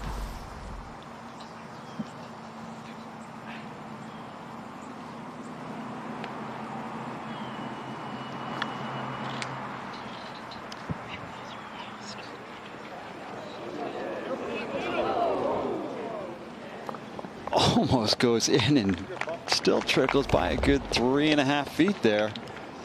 Well, Curtis said it. He put a little pressure on Ogletree, and normally it'd be easy to 2-putt from 30 feet, but not when it's Pinehurst number 2, greens at 13.5 plus, and the final of the U.S. Amateur. You know, Brad and Brett, I always thought when you just had to 2-putt from a distance 30 or 40 feet, that was not an easy thing to do because you change your entire attitude. You do. You kind of lose your focus a little bit, Curtis, because you're not thinking about making it. Yes. But I've been impressed so far with Ogletree. I mean, he's unflappable. I mean, being down in the match a couple times big and fighting back, and inside left. it just doesn't look like anything phases him.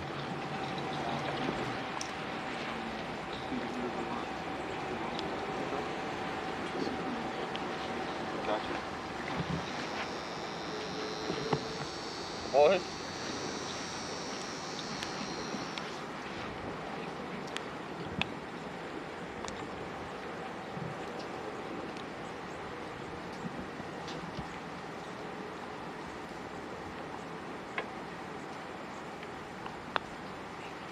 Right in the center, and they'll head to the 30th hole. Augustine 1 up. Mr. Ogletree 4, Mr. Augenstein 5. Mr. Augenstein is 1 up. Now time for course insights by American Express, bringing the fan an inside view of hole number 12. Well, these 11th and 12th holes back-to-back, dogleg rights, long pour, 4s, 11s, 494. This one 461. Players got to make a choice here. You can see bunkers on both sides, native area obviously on both sides, but some players haven't hit driver here. Some players do. Essential to be in the fairway. You see that bunker on the left side, easily reachable for these players, so it narrows right there at that neck. That's the choice they have to make. And then this angled green, beautiful, a little bit perched up, rolls off on all sides. It's that saucer sort of look, crowned green. Hole location today, way back in the left side.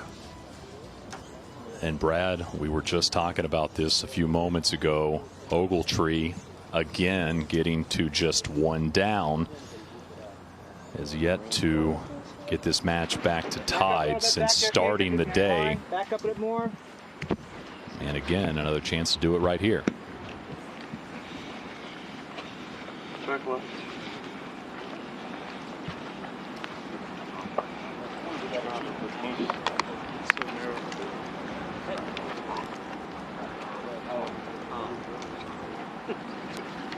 Okay.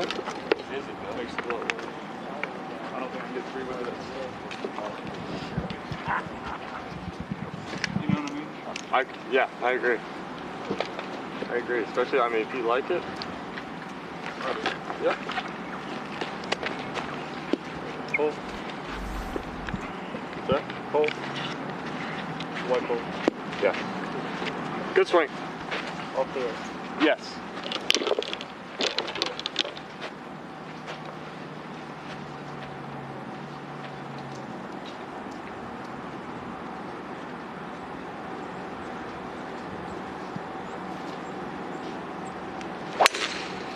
I like this choice of 3-wood for Ogletree.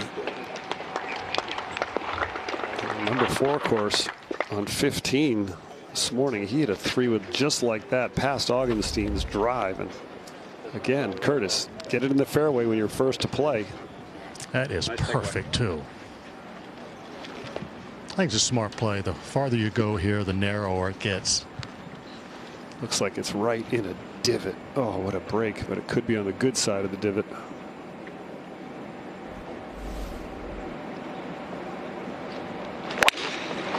Curtis Augustine 3-wood as well. Players to clear the tee box. Thank you.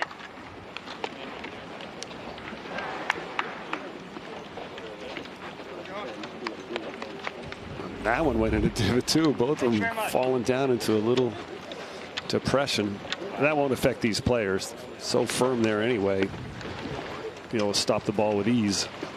Good choices off the tee, Shane. Yeah, each of the 312 competitors here this week have received a gift from the USGA. When they understand the story behind it, they'll realize this is one of the most unique gifts they will ever receive. This is a Fox weather alert. The National Hurricane Center has just come out with an update on Matthew.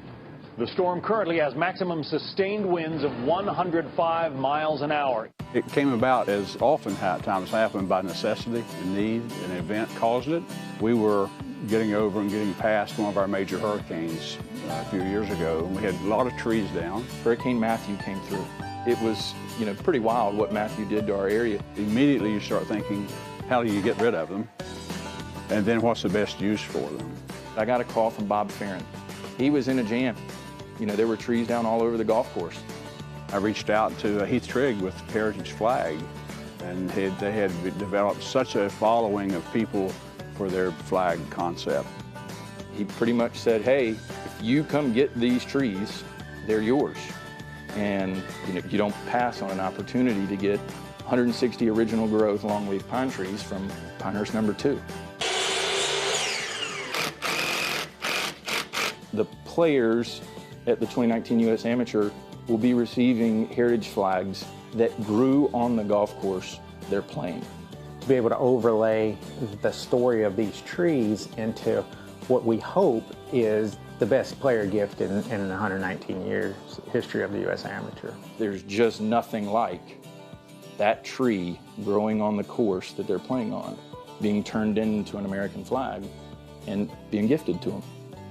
When I found out that we would have the USAM flags, that was really special. The backdrops to them could not be any better for gifts for the U.S. Amateur contestants. They get tons of plaques, they get tons of tee repair gifts, but to have a flag made out of wood that came from Pinehurst number 2 is something that you're always going to want to keep, and it's something that has a backstory to it. It brings about an emotion of patriotism, a common love for the country, and also commonality among people in the community, especially in the case of the heritage flags and for the pine trees. There's a commonality in the community that embraces that, and there's a pride in it.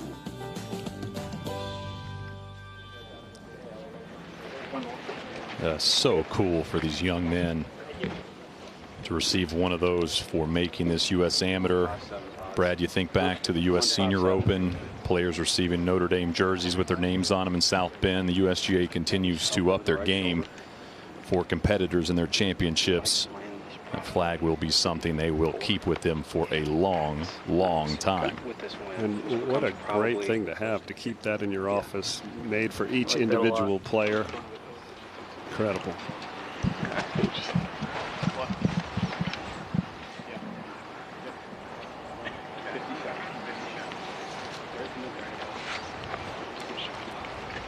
Now Augustine second in the left center of the fairway. Just a beautiful lie. 159, just tough hole location all the way back left. A lot of fall off to the left of the hole.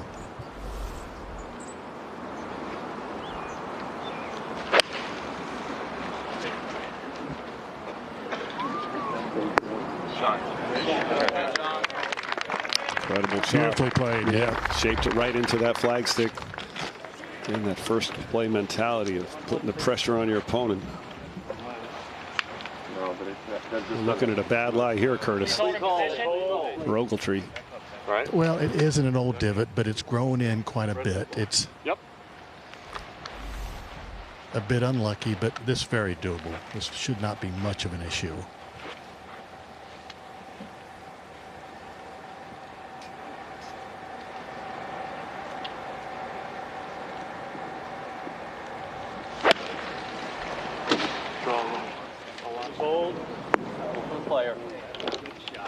Jumped out to the right, but it's hole high. The old caddy Tommy Lamb loved to say, hey, once you get up to the green, those hole high shots are a lot closer than they do from back in the fairway. That's a pretty straight putt too. You know, if you're flag high your entire life, you're never but so far from the hole, are you? Isn't that the truth? And fat side of the green for both of the players. Well, we're not smart enough to do that, are we? Well, smart and talented are two different things now, Curtis.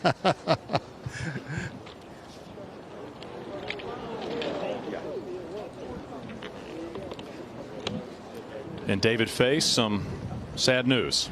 Some sad news. One of the greats, Jack Whitaker, clearly on Mount Rushmore in terms of sports announcers, passed away today. At age 95, he had a great life.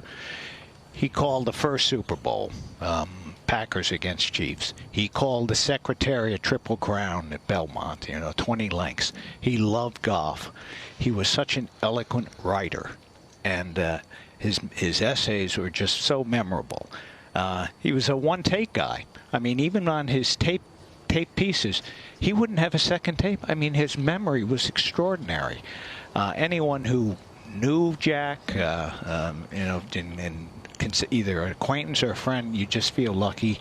He loved golf. He actually, we're here at Pinehurst, he called the revival of the Shell's Wonderful World of Golf match Palmer-Nicklaus. I was the referee. I wish, in a way, the producer Mark Loomis had a microphone, because Mark worked with him for many years at ABC, and before ABC, Jack worked for CBS. I can't say enough. I mean, a rich life, and wow, there'll never be another Jack Whitaker. A proud Philadelphian all the way, proud alum of St. Joe's. Just, wonderful. Boy, just so well said. I was lucky to know Jack Whitaker for many years and came into the business at ABC. And got a chance to work with Jack. He called my 2 U.S. Opens, which when I look back on, it was an honor to be a part of that. And he was just such a big part of this game, such a promoter of this game. And gosh, it's as great a day as this is. That's a sad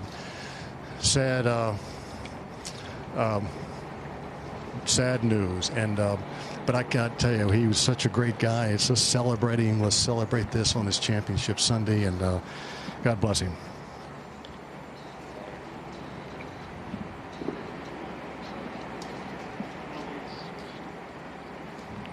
Now back to the golf here at Pinehurst. Jack would be watching closely this great championship Ogletree as they putt down the hill for birdie.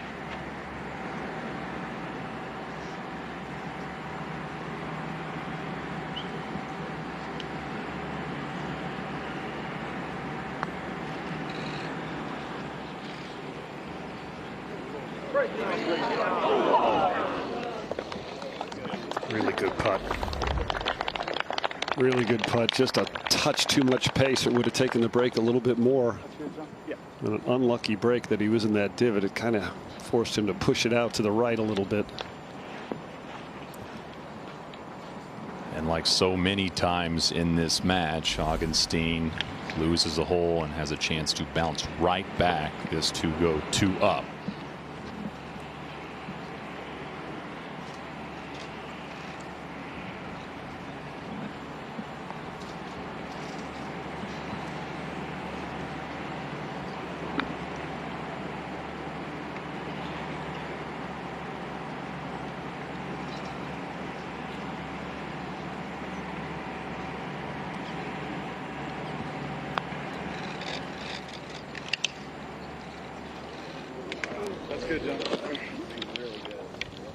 Nice roll, Brad.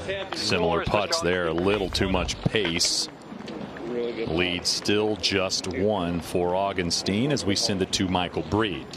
Thank you, Shane. This 13th hole today, 319 yards, drivable. But what's up on the green? Well, this whole location, 5 paces onto the edge of the green, just over this bunker. You go into the middle of the green right here. This is where the false front happens. So you've got to carry that golf ball into this green. When you carry it into the green, now what awaits? An extremely fast left to right putt that gets away from you extremely easily. I'm telling you, this is not an easy hole, despite the fact that it's 319 yards. And Michael Breed talking about how short this hole will play in that pin position over on the right side there. He's right. I was rolling some balls earlier today from just past the hole 30 feet, and you could easily putt it off the green. Really interesting with this match being this tight, Brett, what clubs these players choose to hit off, and they both have the power to reach. Here the green, it's like tuck back. You and Dave just tuck back just a little. Dave, you tuck back. Thank you. I think that, that little bush that we had straight for where those people are, you get like 218, 220 right there. So you still have some room left of that, and then obviously over. Well, you can see they're trying to figure out where to go, and even if you lay up here, Brad, it's going to be a difficult second shot with that hole all the way on the right, worrying about spinning the ball. That clears the right side too as well. The bunker's only like 193. That's what I'm saying. This is the wrong hole. But yeah, I think we hit it in here, and this is just a easy shot. What do we just hit a 6 up there and just like screw it? Here in the middle. No, I think that. No. I mean, if you like a 5, that's fine. I like a 5.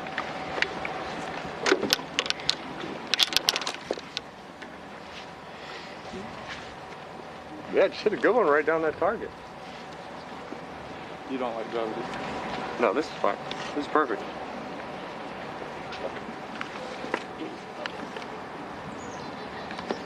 This is very well thought out. I think he possibly has the length to get it to the front of the green, but if he doesn't put it right in front, it would be an impossible up and in where the hole location is. Lay it back, put a full sand wedge in, control it with your spin. Yep. Sometimes the toughest thing to do is lay back and play smart. Fairways. And we see the driver out here. Augenstein going with the driver.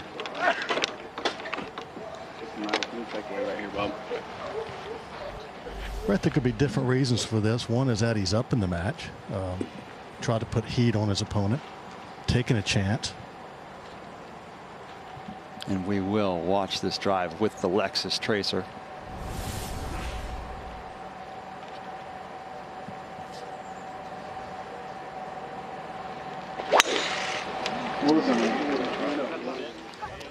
Or the left bunker. I don't think that's a bad play at all, Curtis. That's pretty good shape. I think that's a great angle in there to that right front right flag. Friday in the quarterfinals is the last time the tees were moved up here, and Ogletree made birdie here against Spencer Ralston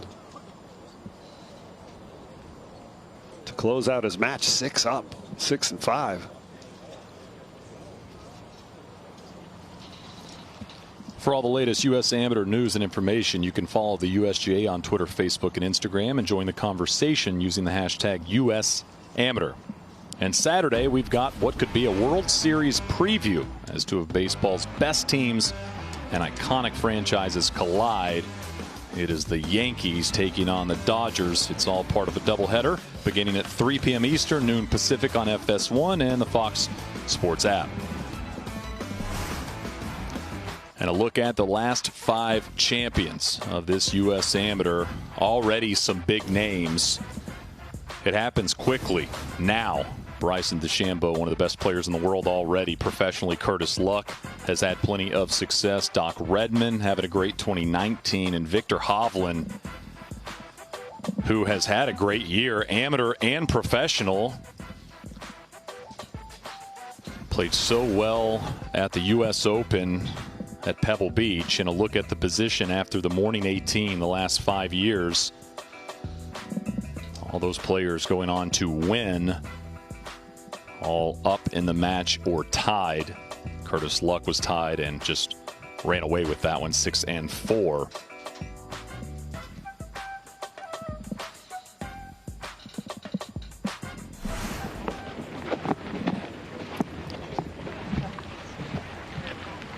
As we get up to Ogletree's ball here in the fairway.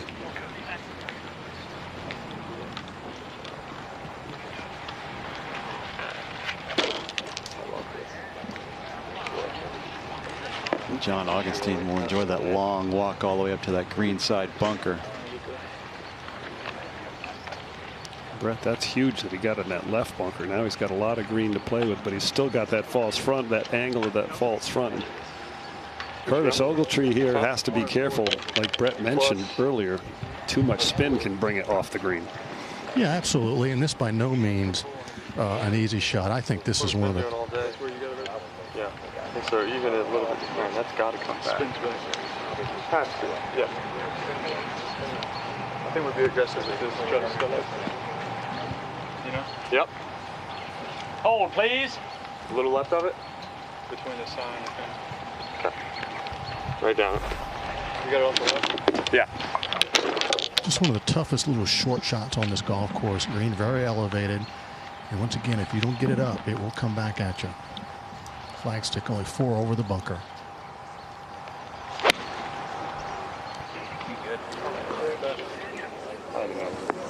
Wow. Wow, it's perfectly placed. 5 paces past the hole there and just spins it right back underneath the hole. And he says, what false front? Look at him. He's jacked up, just pumped himself there in his thigh. And Brett to fly that at the flagstick, not going conservatively at all, using the slope to bring the ball back down. Boy, that puts the pressure back on Augenstein now. What a match. And Augenstein has a, you know, none of the bunker shots around here are simple, but he has a lot of green in which to work in the raked area, and it looks like it's down in some of the tracks of the rake. Not a great lie. Curtis, if he hits this a little heavy, could it come off the green? I think if he hits a little heavy, it might help him. He can chase it toward the hole. You know, he doesn't have to worry about spin so much here. Yes, anything by any hole here, as you know, can go off the green. Yeah. Well, that ball looks like it's in the kind of the furrow of the rake where you're not going to be able to spin it at all. Yeah, it is.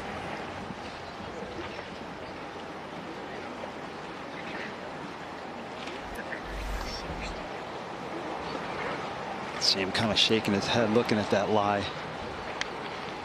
I think it's an advantage. Just get it out far enough left of the hole and let that ball feed all the way to it. It's down there, isn't it? He hated the rake marks going perpendicular with the direction of play. Sort of a semi-plugged lie.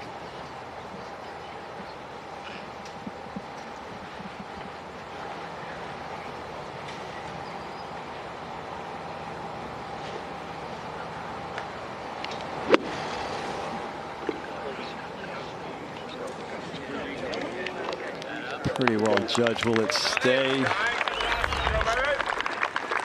Oh, that ball, as you can see it just start creeping back towards the front of the green, but overall a good shot.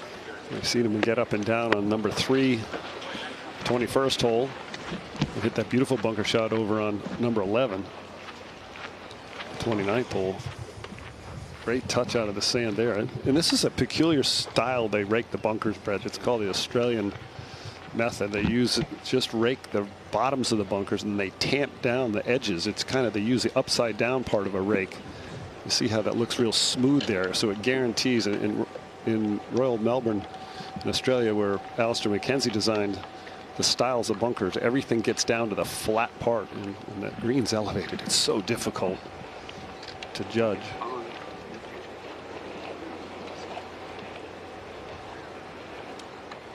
You know, man, I've been out here for 3 days now and seen a lot of golf, a lot of fantastic golf, but I've also seen a lot of incredibly tough hole locations.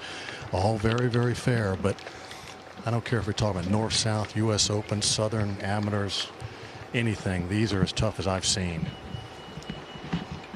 And then add 13.5 to 14 green speeds on top of that.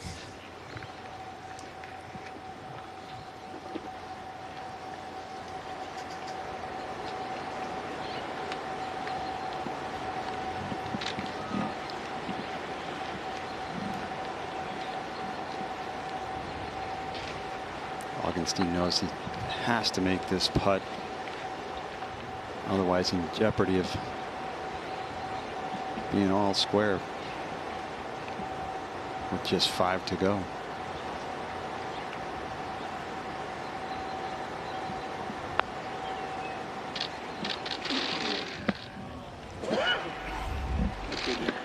Can't believe that ball didn't go towards the front of the green.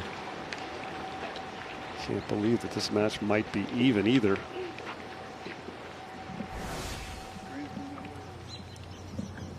Brett, you see that line well to the left, maybe a little bit of a pull.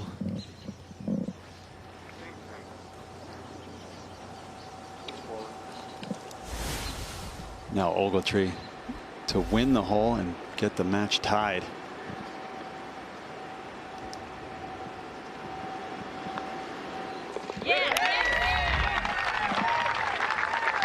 And he does it. Ogletree 3, Mr. Augenstein 4. The match is tied.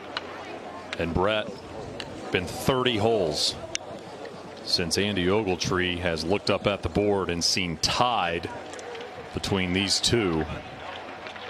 What a strategy he used. Play first, play safe, play conservatively. and then throw the dagger at him. Let's take a look here now at this next hole. This may be the best looking tee shot at all of Pinehurst, the most elevation of any of the holes on the golf course. Way up here, hitting down 472 yards straight away. Players have to avoid that bunker on the left side.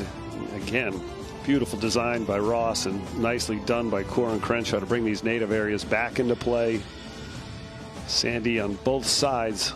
Seen a lot of players in these left bunkers, and this second shot into this green. This is the only green at Pinehurst that doesn't have a false front. It's flat in the opening, and the hole location today is on the left side towards the back. Pretty generous, maybe the easiest hole location these players will see of any of the holes on the golf course.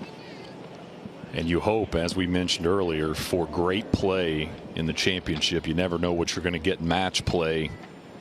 Stroke play scores don't matter. It's hole by hole. But now both players 5 under on the day and have combined to make 16 birdies through 31 holes. See your line? Kind of back left. Almost 300 to the bunker on the left. We've seen a lot of balls there this week. I think because there's so much heavy native area to the right.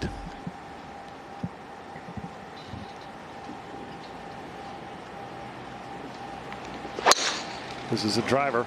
Swing, boy. Yeah. And that's a great looking drive, a great looking tracer. He's been impressive. He's been able to turn the ball both directions. Up out of the right, pal. Finding his form the farther into the match he's going. Swinging with confidence. Yep.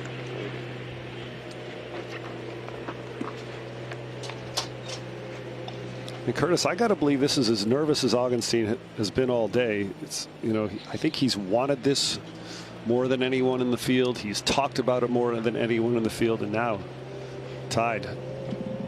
Well, when you say early in the week and all week long that your #1 goal is to win, everybody wants to win, but to actually say it, you put a lot of pressure on yourself. And even though he's still all square, still, you know, very much in this match, I think momentum is the other guy right now, Ogletree. Way right. Hold for the players to pass, please. Well, that's into the trees, too.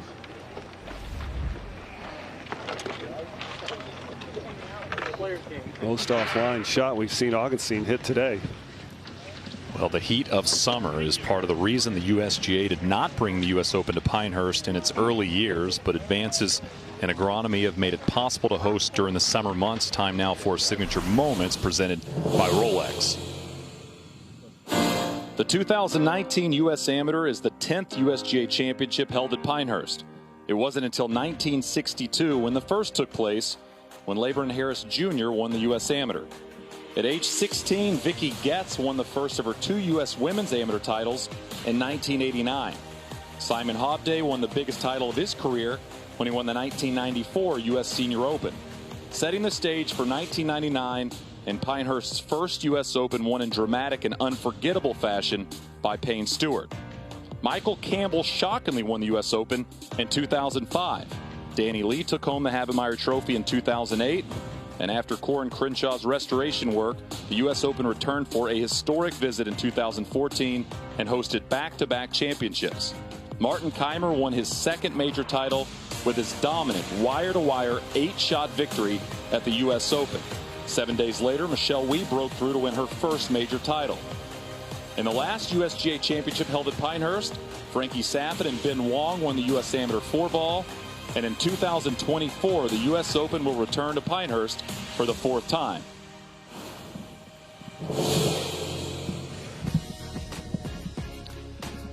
And what I was just mentioning, the play today in this championship match. How about that? 16 birdies. Augenstein has led 29 holes. And they are combined 10 under par. Andy Ogletree continues to look more and more comfortable the longer this match has gone on. And Ogletree's 2 under on number 2 today, where he's struggled a little bit more than Augenstein has. And Augenstein's still playing well. He's even par. And remember, the scoring average here And the stroke play was 77 plus, some of the highest scoring we've seen here in 10 years in the U.S. Amateur. And again, Ogletree hitting first and finding the fairway. And this performance from Andy Ogletree coming a day after he was 7 over in his semifinal match win over Cohen Trolio, 3-1. Trolio, the youngster, struggled. Ogletree did what he had to do, but he has completely turned it on in this final, tied right now on the 32nd hole.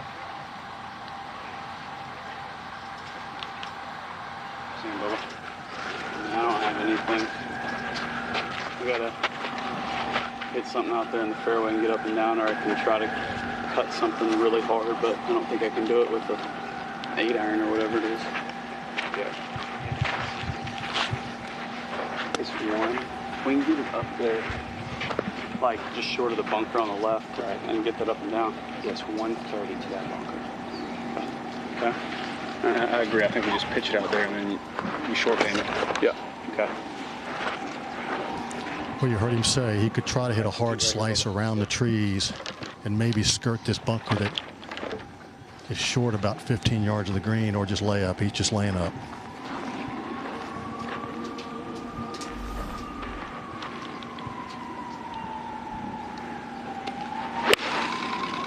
Good shot. Good Yes, hold please. Great shot. Great shot, John. Disciplined play there. Very nice.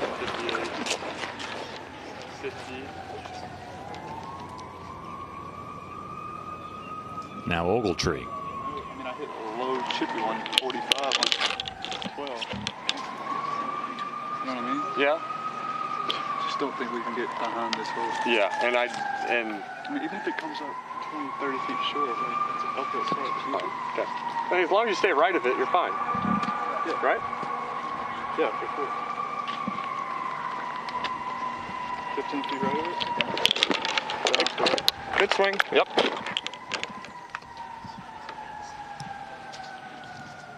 Anything just slightly right of the hole would be ideal.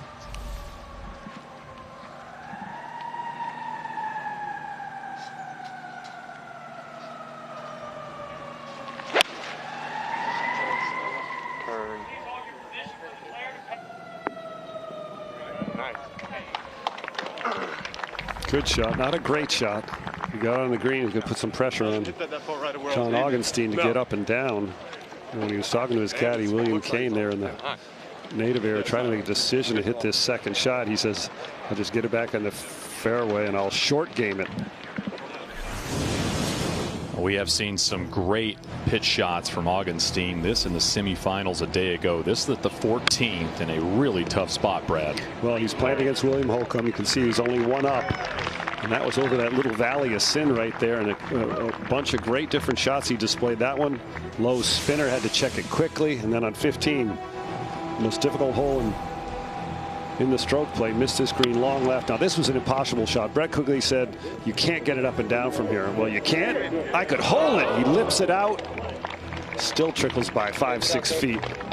He could bump it in. He could hit it over. He could do anything. This guy's magic. And now, boy, he has to call on everything he has inside of him, Curtis, to get this up and down.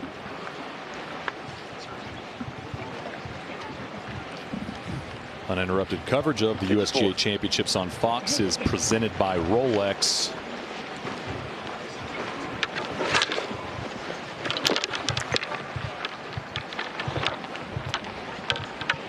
Well, once again, Augenstein having to rely on his strength. This one probably about 50 yards or so. Little mound, 12 or 15 steps short of the hole. Has to negotiate that. Pretty flat around the hole. Young kids all use that lofted club here now. I'd probably come in here a little lower if it was me, but we'll see what he chooses to do.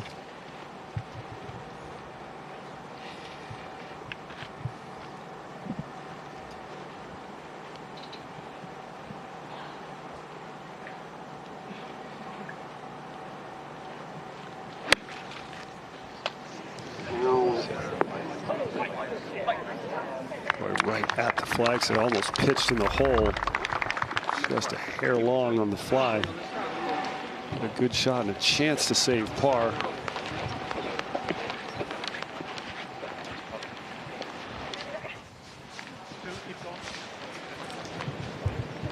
And a wild championship match we have followed today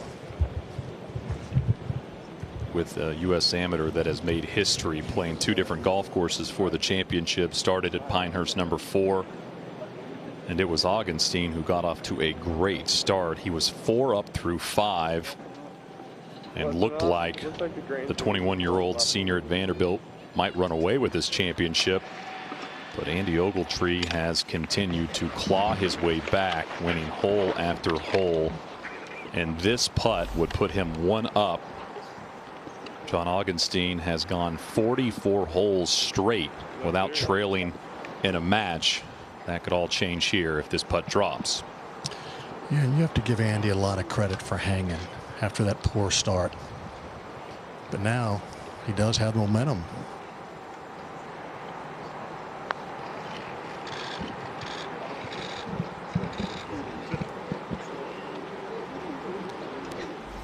And again, just to prove these greens are so fast, knowing that a 2-putt has a chance to win the hole, drives that one 3 feet by.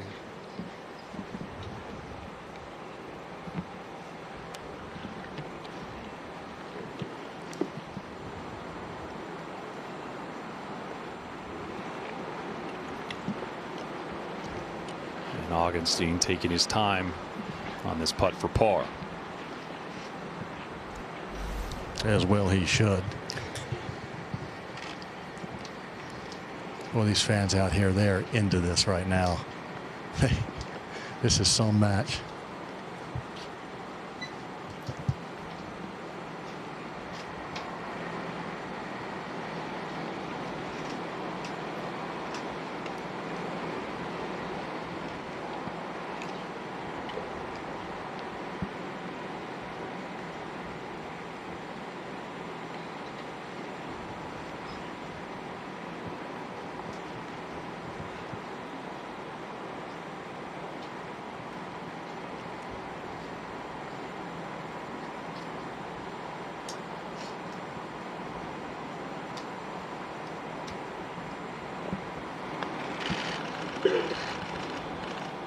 Not go right. And that a bogey for John Augenstein. And Andy Ogletree will have a short putt here to go 1 up in this championship. Incredible. Hasn't led today, and after that start. Boys? Yeah.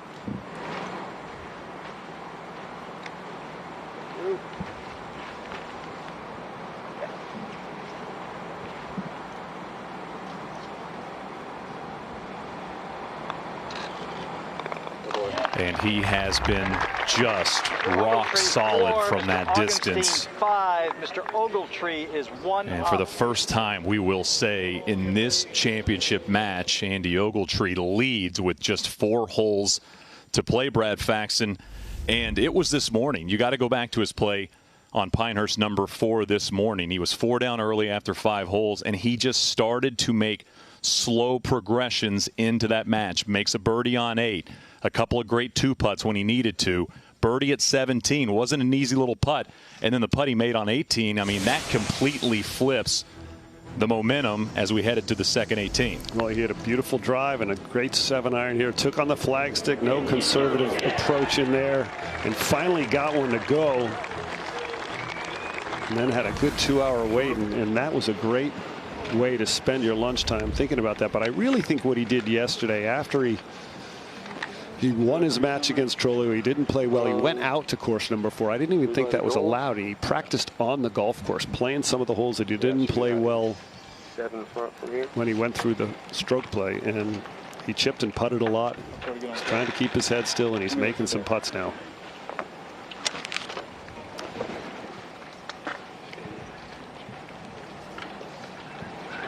Yeah.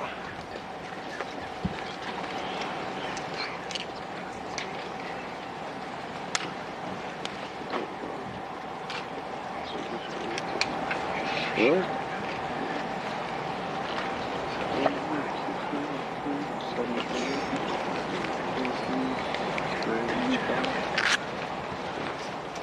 Gotta be helping you. Yeah. Can't get a mountain? Seven? That's what my initial thought was. I think it's a 7. Smoke it. Heard at it? Go ahead and hit it, yeah. If it doesn't get there, I mean, it's fine. Whatever. Yeah, this, I mean, this you can just hit a good one. Yeah. Much like Coming a lot down of a little greens left of it? here. It's off the left and down. Yeah, yeah. Hit a good one. An intimidating looking green, a lot of fall off to the right, in front, and to the left. This is 7-iron flag stick right in the middle of the green.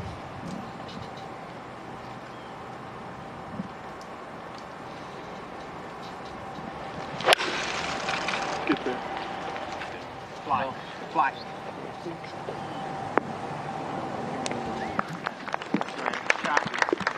Wow. Landed it perfectly, just maybe 5 yards into the green and kept it underneath the hole there. Using the laser to take a look, see if he can see exactly where it is. Now Augenstein with his all of a sudden back up against the wall. All right, great commitment here. Yep.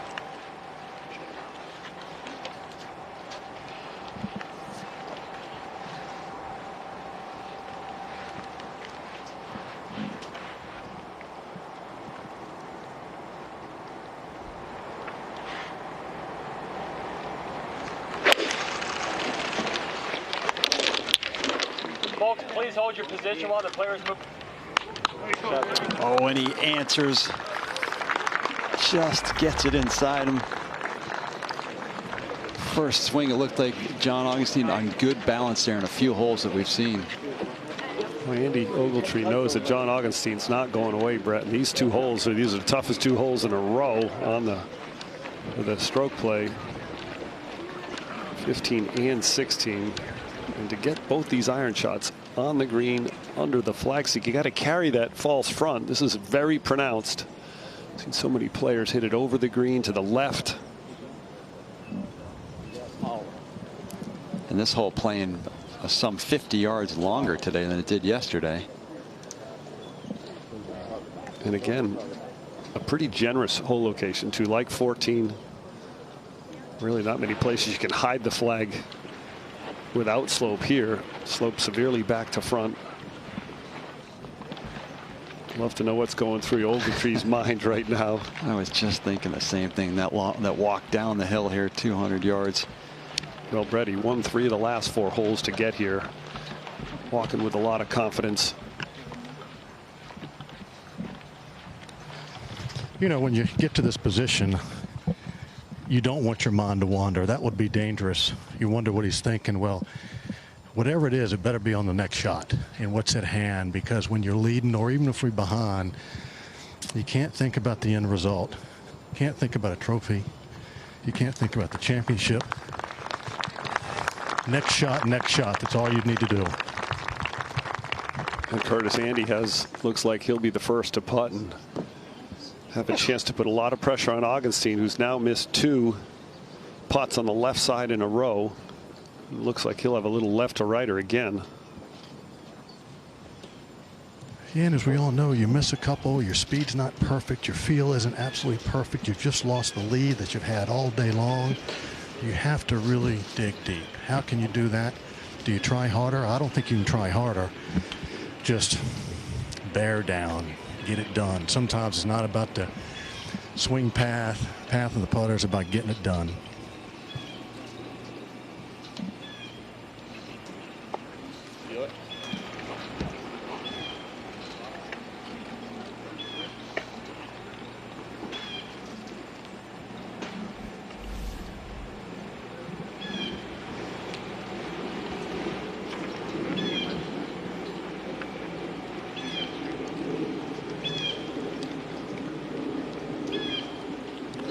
think we also have to remember and remind everyone that these are very accomplished young men, but they have never been in this type of situation. This is new for them. And as Payne Stewart said, we were talking about Payne earlier today, is that you learn how to play under pressure. You learn how to deal with this. You learn what your body feels, how it reacts to this type of pressure. Some can and some can't.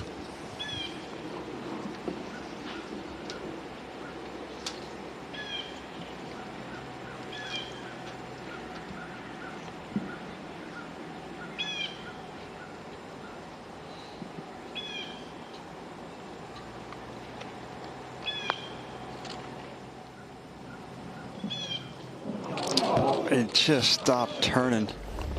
Looked like he hit it where he wanted to with perfect speed. Beautiful putt. His caddy, Devin Stanton, was showing him the line pointing down there. Looked like it rolled just over it, and Brett, it just quit breaking at the very end. And now the beauty of match play. John Augenstein with a chance to win the hole with birdie and tie the match.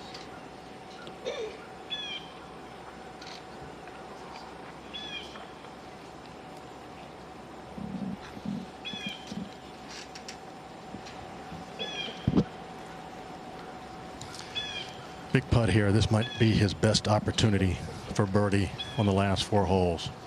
He hasn't had a birdie since the 5th hole, Curtis.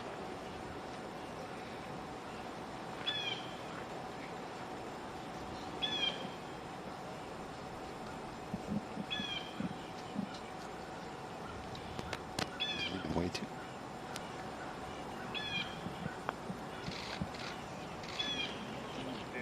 Oh, gosh. Expecting that thing to turn. Hole Can't is half believe in it. threes. Mr. Ogletree remains 1 up. They will head to the 16th here at Pinehurst number 2. We will send it to Michael Breed in the fairway. The 16th hole, 538-yard converted par 5. One of the hardest tee shots here at Pinehurst number 2. Why?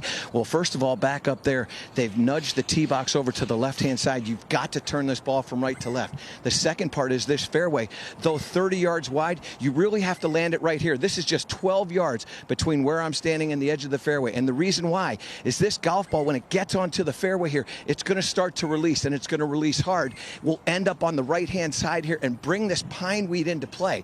And if that happens, we all know what takes place in the pine weed. Anything. You've got to get the ball in the fairway. This tee shot right here, critical for both players. Great stuff there, Michael, as we take a look at this 16th. Well, I said it yesterday. If Augenstein hit his drive in the fairway, he was going to win his match against Colin Trolio, and he did. Beautiful hole here. There's the only hazard on the golf course penalty here. It's not in play, nor is that first bunker. But what Michael Breed just showed you, this bunker, this cross bunker through the fairway, all the native grass. And again, a draw is ideal here. We've seen a lot of players miss the fairway left over draws.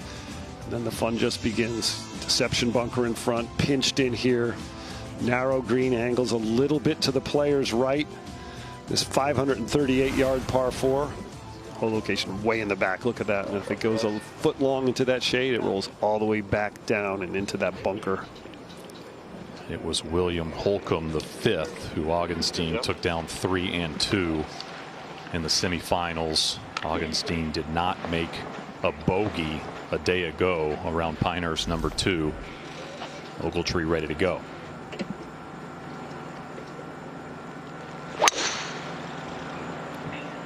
Going to say he likes to fade it, and this is a tough shot for him.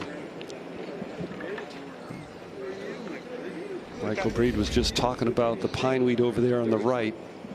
Anything can happen there.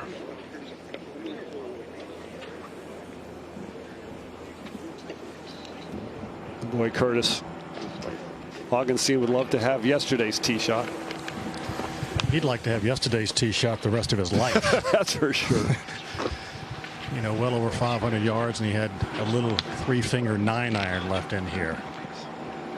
Really? 537 yards. 8 yards. And this 16th hole has been one Augenstein has really liked this week. You see his record in match play. 3 matches. One here on this 16th hole this week. It is a brutally tough hole, but he has seemed to be comfortable on the tee, and an opening after that flare right from Ogletree.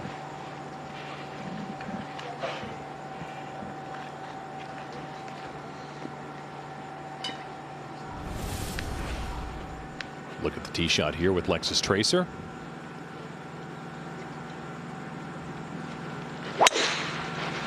Swing, John. Boy, that looks a mirror image of yesterday's. Watch this kick. Didn't quite run as far as yesterday's, but in the fairway. That's the first fairway Ogletree's missed since back at number 10 when he hit that big hook. Well, this year marks the 119th playing of the U.S. Amateur Championship, the third to be played here at Pinehurst, who will add their place amongst the legends to have won the game's biggest amateur title. The U.S. Amateur is the oldest USGA championship. Winning the Amateur does not guarantee future success, but for many, it was the beginning of greatness. 14 went on to become members of the Hall of Fame. 17 went on to win a major title during their career. 11 won both the U.S. Amateur and U.S. Open championships. And to follow up his 3 consecutive U.S. Junior Am titles, Tiger Woods took home the Havemeyer Trophy in 3 consecutive years as well, the only man to accomplish the feat. Tiger's 9 USGA titles are tied with Bobby Jones for most all time. Jones won the U.S. Amateur more than anybody 5 times in a 7-year span. The last in 1930, when Jones won the Grand Slam, culminating with the amateur win at Merion.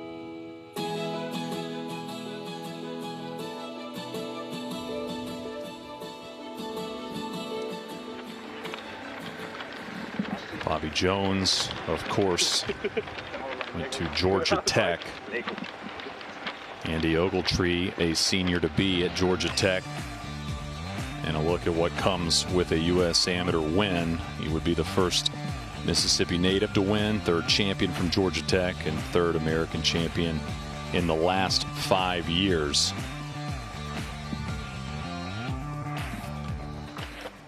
As we take a look for the first time of the live for Andy Ogletree.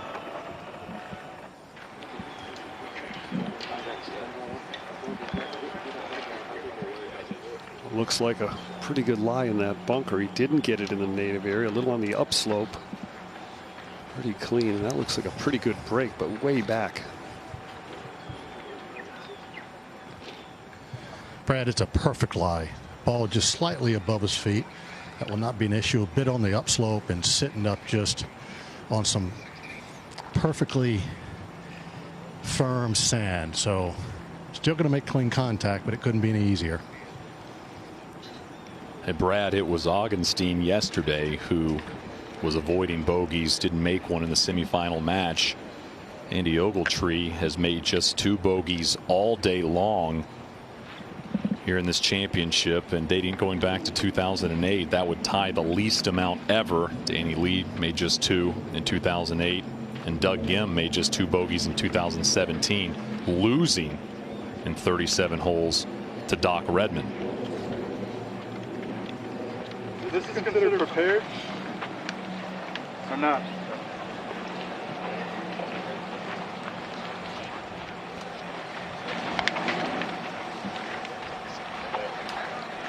Yeah. So this is in the bunker? It's in the bunker. That's correct. It's all within the hollow, especially compared to as soon as you see that, you see a hollow. Okay, so we have to set the bag out there. We can set it down. No, you can set it down. Yeah, you're in the bunker. No, we have to put it out there. I think he messed up. Okay. There you go.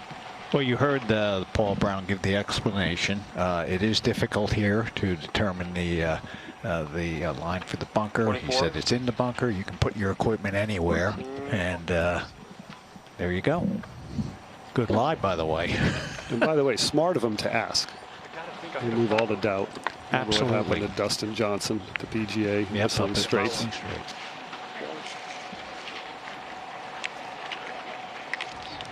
Brad, from 224, this could not be any more favorable for him. Going right at it.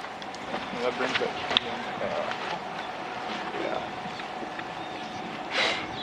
Even if it catches it, it's just going to come up short. It's an easy pitch shot.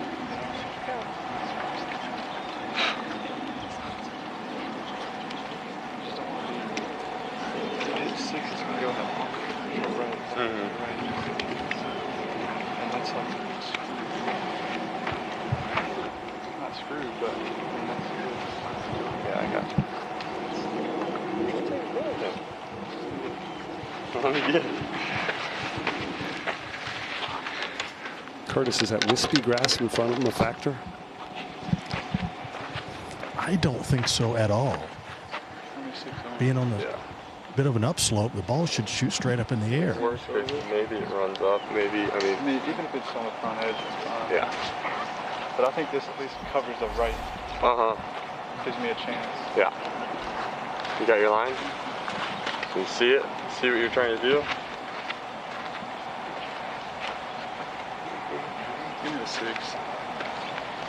That's not gonna do it. I can hit a 6 hard. They can go 200 downwind. Might get there, but if not, it's fine. It's only 198 to the front of the green.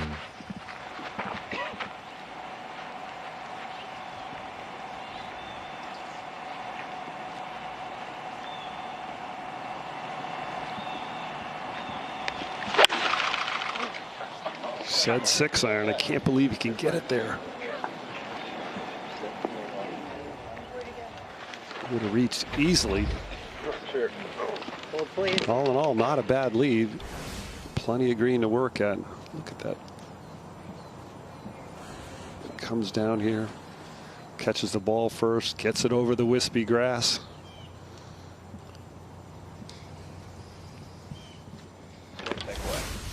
Now Augenstein. After just a terrific tee shot. 206 to the hole. A bit of an opening for him here.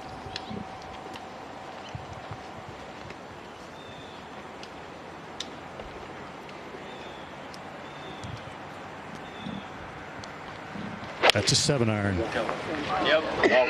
Walking after it. Got to avoid going over this green. Good stay. Not bad. Didn't go all the way down to the bottom. Not too tough a shot from there. A long 7 iron. And a good swing by John Augenstein. You're watching coverage of the USGA Championships on Fox, presented by Rolex. A great championship match here at Pinehurst #2. Everything you could ask for and more. This summary says it all. Augenstein won the second. He was 4 up through 11, 2 up after 18 holes. The match tied through 31. And Andy Ogletree takes a 1-up lead for the first time today on the 32nd hole. They have combined to make 16 birdies.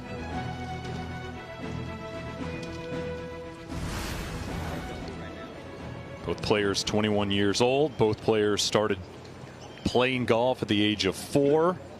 Both from small towns. And both really enjoying this moment. You made that link. Bobby Jones at Georgia Tech and Little Rock, Mississippi, where Andy Ogletree grew up, is the home of Eddie Merrens, the little pro from Bel Air. So lots of greatness coming out of there.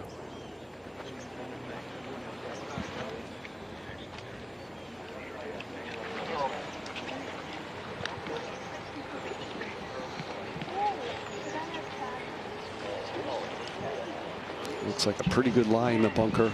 Plenty of room to work with. Now it's going to take the courage to take a big enough swing to fly it right about where he's standing. Get it to roll the rest of the way. Yeah, Brad, there's not much issue with green here with green slope. It's pretty flat the whole way, even beyond the hole. So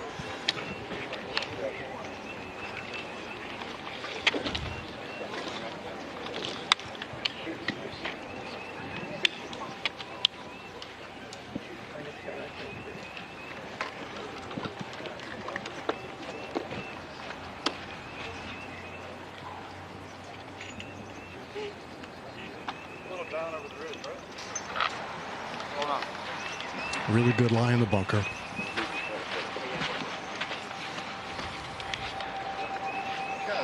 Yeah, a little bit. Yeah.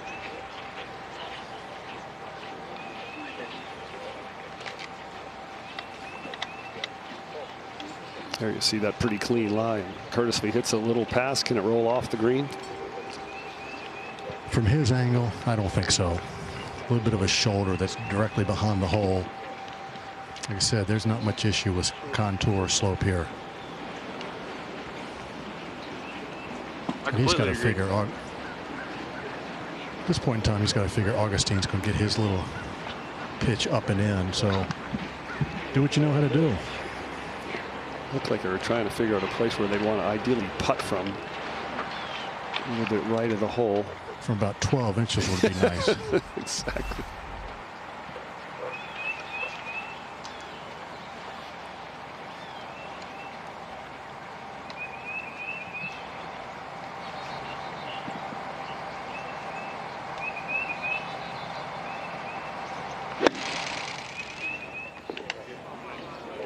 How good is that?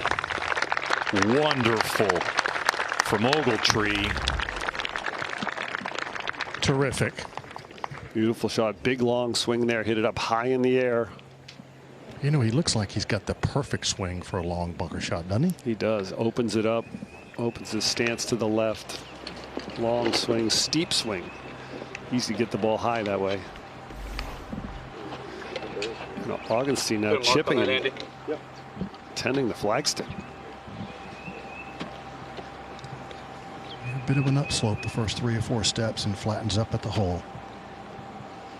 Coming in with his lofted club again. Curtis has looked like he's having his caddy attend the flag.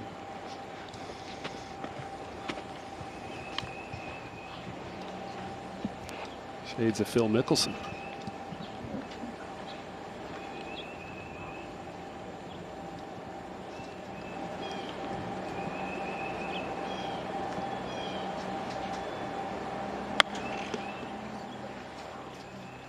Back down the green. Well, he's disappointed in that. What a shot. He must have so much confidence in that club, thinking that he could hold that. Almost every single player in the field would have left that flagstick in with a putt. Amazing. And Brad, you think about the rule changes in 2019 with the flagstick in and out, and a 21-year-old, this moment of a U.S. Amateur, it really brings back all the history around the Pinehurst area, tending the flagstick, and was really trying to hold that one out. With players now with par efforts here on the 34th hole. Well, and Phil Mickelson had Bones Mackay tend the flag on the 18th hole, the 72nd hole at Marion in the U.S. Open, and he gave it a run. But all the research showing most of the players leaving that flagstick in, and now putt for par for Ogletree. Yeah, not much to this. Once again, the bunker shot was flat around the hole. This will be the same thing. Maybe just a touch from his left, but pretty flat. With any kind of speed, it'll be pretty straight.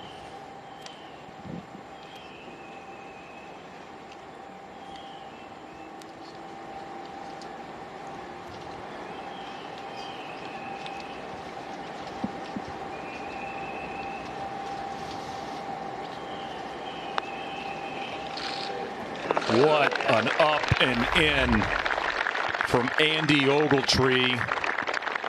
His mom Melissa watching on. And those the type of pars that win you U.S. Amateurs. Here's his reaction, the little fist pump. There's his mom, a double fist pump, and bunkered off the tee, bunkered on the second, up and down.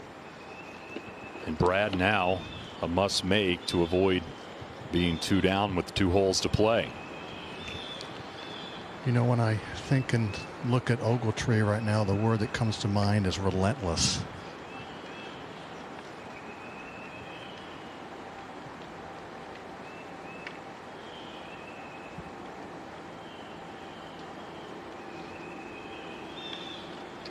Good solid putt there for Augenstein. Curtis, I was thinking tenacity and thinking exactly Curtis Strange. Mr. Ogletree is 1 up with Somebody 2 to that play. never, You're very kind. Never lets anybody in. Back in '88, '89, you had the bulldog mentality. Well, Andy Ogletree came to this 17th hole 2 up a day ago in the semifinals against Owen Trolio. Just needed to tie 17 or 18. And how about this laser? on one of the toughest par threes you will ever see. Almost a gimme birdie there. One of the best iron shots of the week. He did it again on 15 today. And now the tee shot here. This flagstick just on the front left. I'm already just soggy.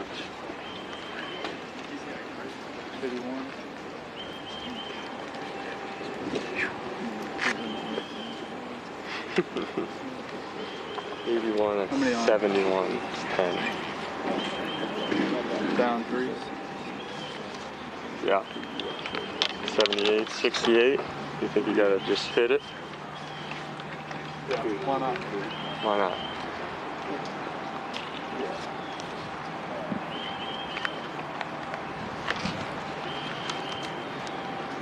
I like a little draw that lands a little right of it. Yeah, me too. Feet down, right? Yes, I mean, even if it's, I think this covers, you hit this fine, it covers. Yeah, we in this like the left edge of the TV toe. Love it. Yep. 171 to the front. He has to carry it about 175 to get on top. 181 to the hole. This is an 8-iron. Slightly down the hill.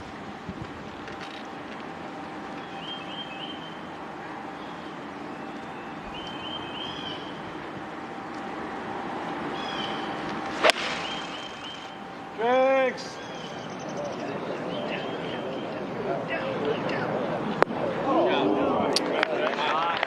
Great shot there. Just left of the flag. Avoids that false front. But I didn't know whether this was an easier hole location or. I think it is a little bit today with the tees 25 yards up from yesterday. A little bit easier now. Augustine, only the second time he's played this hole in match play.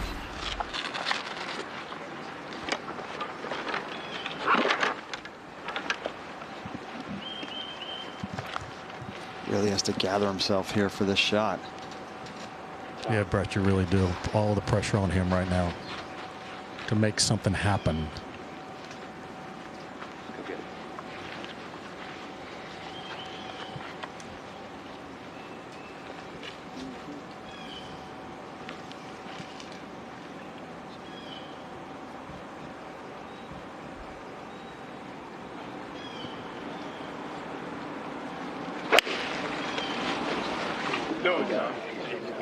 Please stay in position. Took a good break to hit in the fringe and not take a big bounce into that bunker. He had to go with this hole location, like Curtis Strange said. He couldn't afford to play conservative after that approach shot by Ogletree. The U.S. Amateur dates back to 1895, and only one player has won 3 consecutive championships. That player, of course, Tiger Woods. After 3 straight U.S. Junior Amateur wins from 1991 to 1993, Tiger followed it up by winning the U.S. Amateur in 1994, 95, and 96. Time now for Legendary Champions, presented by Rolex.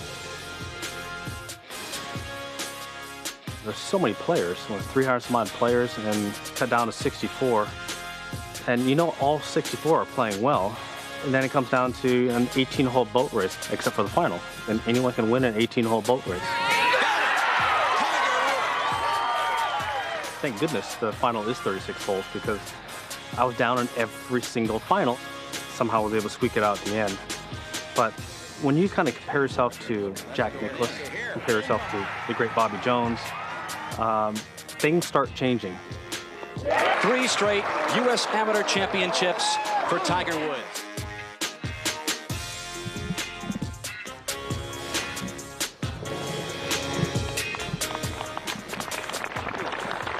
And Tiger Woods, of course, trailed in all 3 of those U.S. Amateur wins of his. Ogletree trailed for 29 holes today in this championship. And if you go back all the way to 2008, that ties Stephen Fox in 2012, trailed for 29 holes before winning on the 37th, Brett. Yes, and now Augustine really tough position here. He's just off the green, and also going to show Andy Ogletree the line.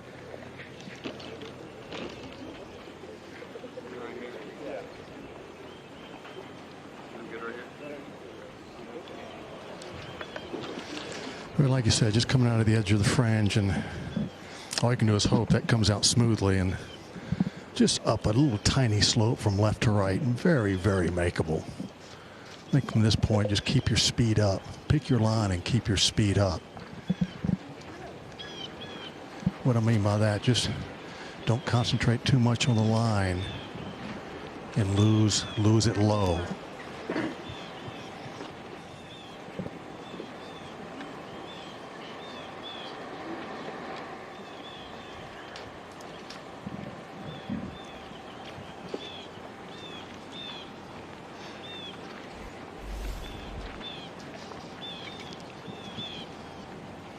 Said it before, his last birdie was the 5th hole.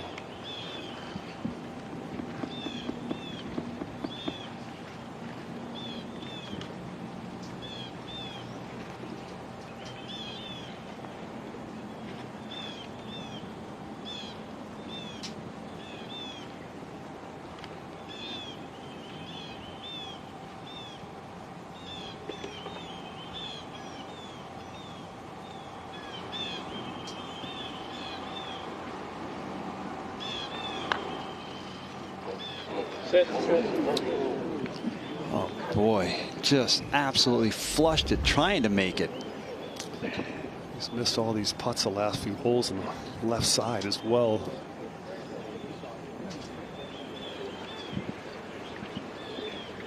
Can't believe it. Maybe just trying to give it a little extra through the fringe with the putter and thinking about hey, I've got to make this putt to extend. And he's chipped so many of those, Brett. He hasn't putted a lot of them from the fringes. Now Andy Ogletree to win the championship.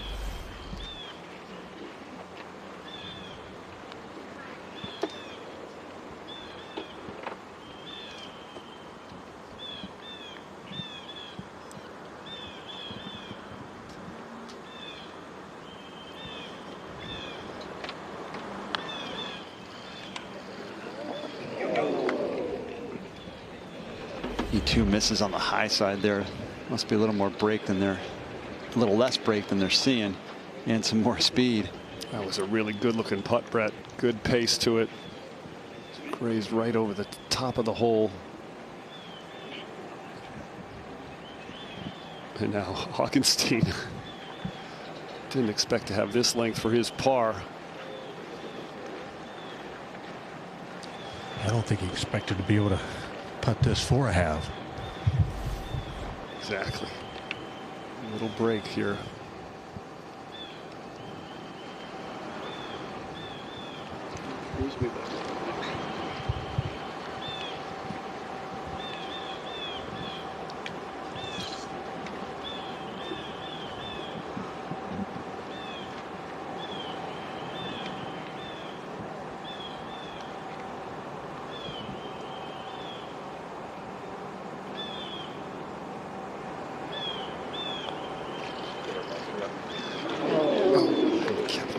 Side and hasn't lost his turn.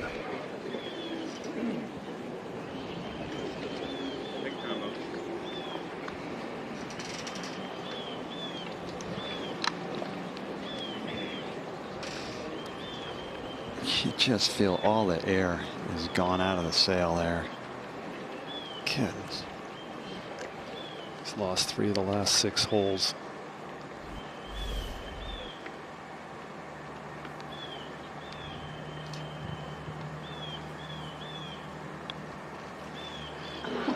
That will do it. Andy Ogletree, a surprise at Pinehurst #2, your U.S. Amateur champion. Well done. Let's go, baby. Let's go.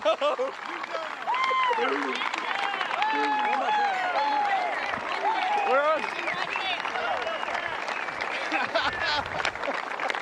We did it. Oh, God. Oh, God. There's Mom Melissa gives her son a hug. Young man grew up in a town so small they don't have a population. Now on top of amateur golf. And he does it on one of the most famous golf courses in the world. Unbelievable fight from this young man. 4 down through 5 holes this morning. Claws his way back, and he joins history. We will send it to Michael Breed with John Augenstein. John, obviously a fun time for you right now. I know there are some other things that you're thinking about, but let's talk about the experience of this U.S. Amateur here at Pinehurst. Yeah, it was an awesome week.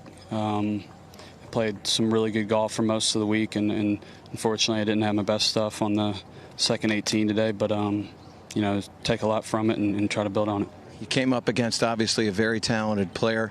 Andy played some great golf. You played a wonderful first 18. What do you think what the difference was? There wasn't really much difference. I drove it really well in the first 18 and drove it just kind of mediocre this 18.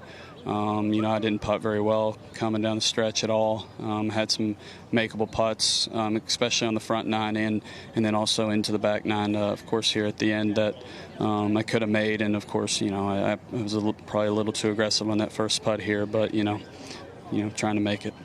You got a lot to be proud of. Obviously, there's going to be a big year in front of you and an opportunity possibly to play at the Masters. What kinds of things go through your mind, knowing that even though you didn't get what you wanted here, that there's some other things that come along with this finalist position? Yeah, I understand how cool it is to be a finalist here, but right now it doesn't feel that way. But yeah, it was an awesome week, and hopefully I'll have the opportunity to do all those fun things next year. Well, one of the things you're going to have the opportunity to do is play in the U.S. Open at Winged Foot. I'll look forward to seeing you up there. We'll all look forward to. You made a lot of fans this week. Well done. Thank you. Over to Curtis. A look at the bracket here. Andy Ogletree is the last man standing at Pinehurst. A 2-1 victory in the championship. The first time the championship has ever been held on 2 golf courses. This morning, Pinehurst number 4. This afternoon, it was Pinehurst number 2 for the 10th time crowning USGA champion, and that champion is Andy Ogletree. And it was grit, it was determination, it was everything you'd hope for in match plays. We welcome back to the broadcast booth Shane Bacon with Brad Faxon. And Brad, we talked about it when we opened this afternoon. It looked like it was going to be a runaway. Augenstein was up early on Pinehurst number 4, the more experienced player, the higher ranked player. But we talk about match play a lot. It's not always the best player. It's who's playing the best that day. Andy Ogletree battled his way back in this championship. He sure did. It's a testament to his persistence, really. That's the word I like. And after I've seen what he's done, he was 4 down after 5 holes early on course number 4. And he just hung in there. He finished strongly, birdieing the last 2 holes in the morning match, and then just stayed in there. And he gathered himself with everything, and he won 4 of the last 7 holes. Kind of a gift there at the end. A sad way to see such a spectacularly played match end with that, 4 putt from the edge there. I got to give a lot of credit to John Augenstein for just giving that interview and being able to handle that. A lot of players would have just walked away with their head down, but he's got a lot to be proud of as well. And this is going to change the life of Andy Ogletree. I mean, things that this is going to open up the doors for him to play in both Opens and play in the Masters and get on the Walker Cup team. Yeah, it was great playing, and it was a battle back. A lot of birdies from Ogletree, and he is our champion. Very impressive stuff as we send it to Mark Newell. Thank you, Shane. Good evening. It's my pleasure to be joined here by the chair of the championship committee, Stu Francis. What a phenomenal display of golf. We've all been privileged to see this week.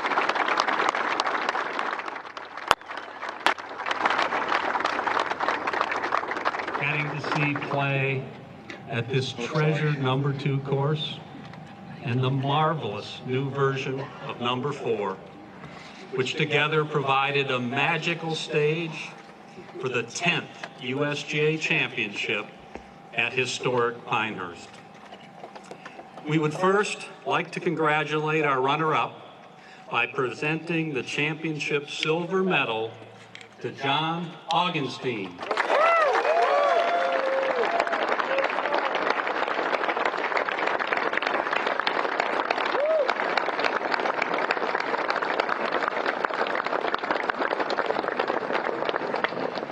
And now, please join me in congratulating our outstanding champion, Andy Ogletree. It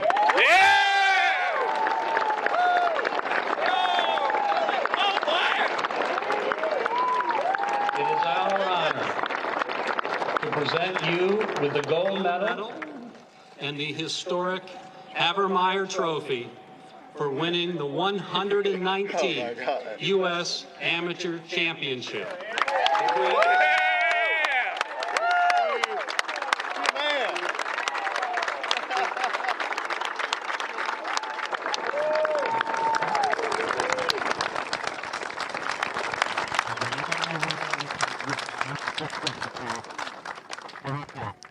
Andy Ogletree, U.S. Amateur champ. How does it sound?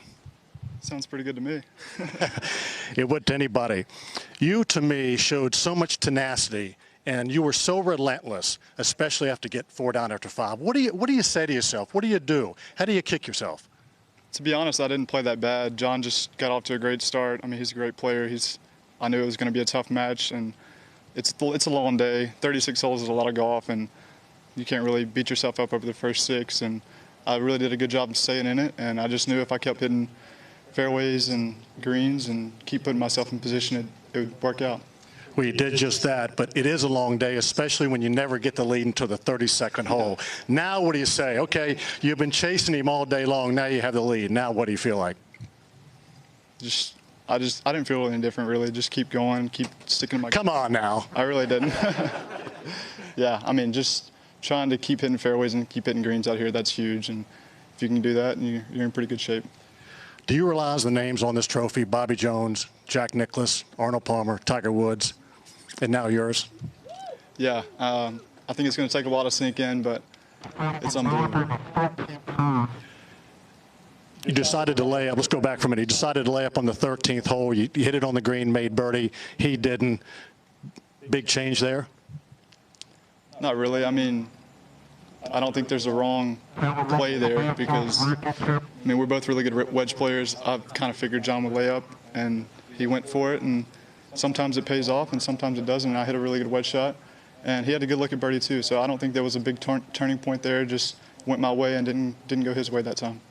You're still such a young man, but you still, I'm sure, somewhere along the way had big dreams. Did you ever allow yourself to dream this big? The Masters, the U.S. Open, the Open, now holding the Havermeyer Trophy. Yeah, I don't know if I've gotten that far yet, but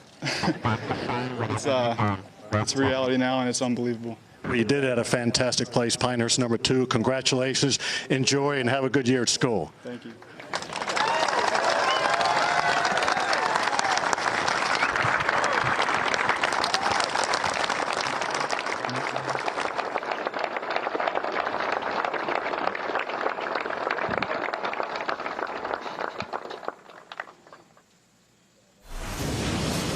Well, it's been a long day here. Andy Ogletree facing off this morning at Pinehurst #4 against John Augenstein. This at the 3rd hole. He was already one up, Brad, and that a beauty. A great touch there for like a little kick in gimme. Now on the 4th hole, little par 3, tiny little green here, narrow in the front, and a great display of iron play. 2 holes in a row. Another birdie. And this hole, 497-yard par 5. 2 great shots right to here. I think when we were watching this, we were saying this is going to be a short match. It's going to be over. There's no way Ogletree can match what he's doing. 4 up through 5 was Augenstein. Now at 8, and Ogletree started to get into his zone. Long birdie putt there. Well, he did, Shane, and he said he didn't play that badly. It was just how quickly Augenstein came out of the box, and he hung in. He stayed persistent. Augenstein, no bogeys in the semifinals. This for another birdie at 11, and calmly walks that in to go back to 4 up. Well, he was in the present there. He was in the moment. I think he might have tightened up and slowed down a little bit at the very end. Ogletree would win 12, now at 13, just needed 2 putts to win the hole. That one casually up there close and conceded. 2 bogeys in a row, unlikely bogeys, or not too difficult holes for Augenstein. And now it's 16. Ogletree was inside of him for birdie, so Augenstein thinking, I got to make it. He does. And Ogletree would miss. He has a little Ricky Fowler look to the way he putts. Just a beautiful setup. Nice control with the head of the putter. They would both birdie 17, now at 18. And how about this putt for birdie?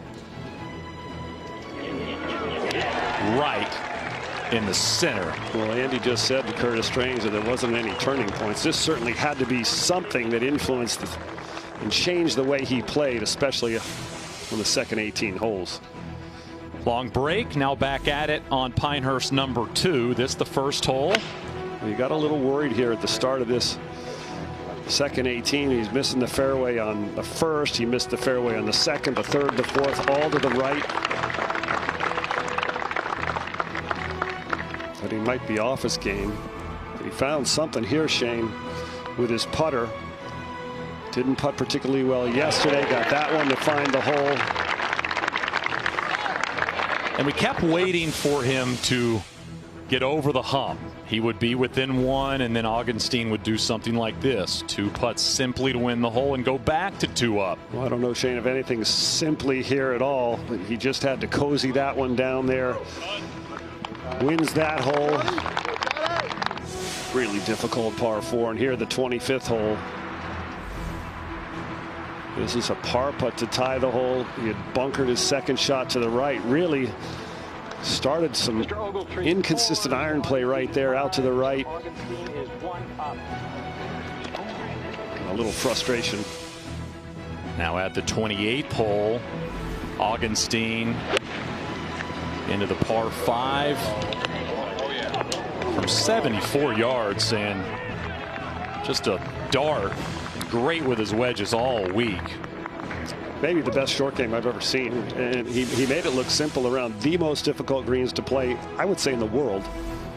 Ogletree here at the 29th hole, 2 putts to win, but Brad, tricky 2 putts. Well, these greens, Brett Quigley said it, up to 14 to 15 on the downhill putts. That one looked level and easily snuck 3 feet by, 4 feet by even.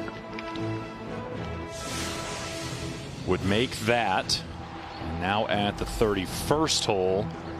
And Shane, this is where the match changed. He laid it up. He made it. It took him a long time to make the decision to lay up. Now watch this thing coming back. Looked like it might go in the hole for a 2. Hole playing drivable today at 319 yards. Augenstein hit it in the green side bunker off the tee and didn't get it up and down. And now at the 32nd hole for par to win this hole and take his first lead of this championship. And that was really a theme late.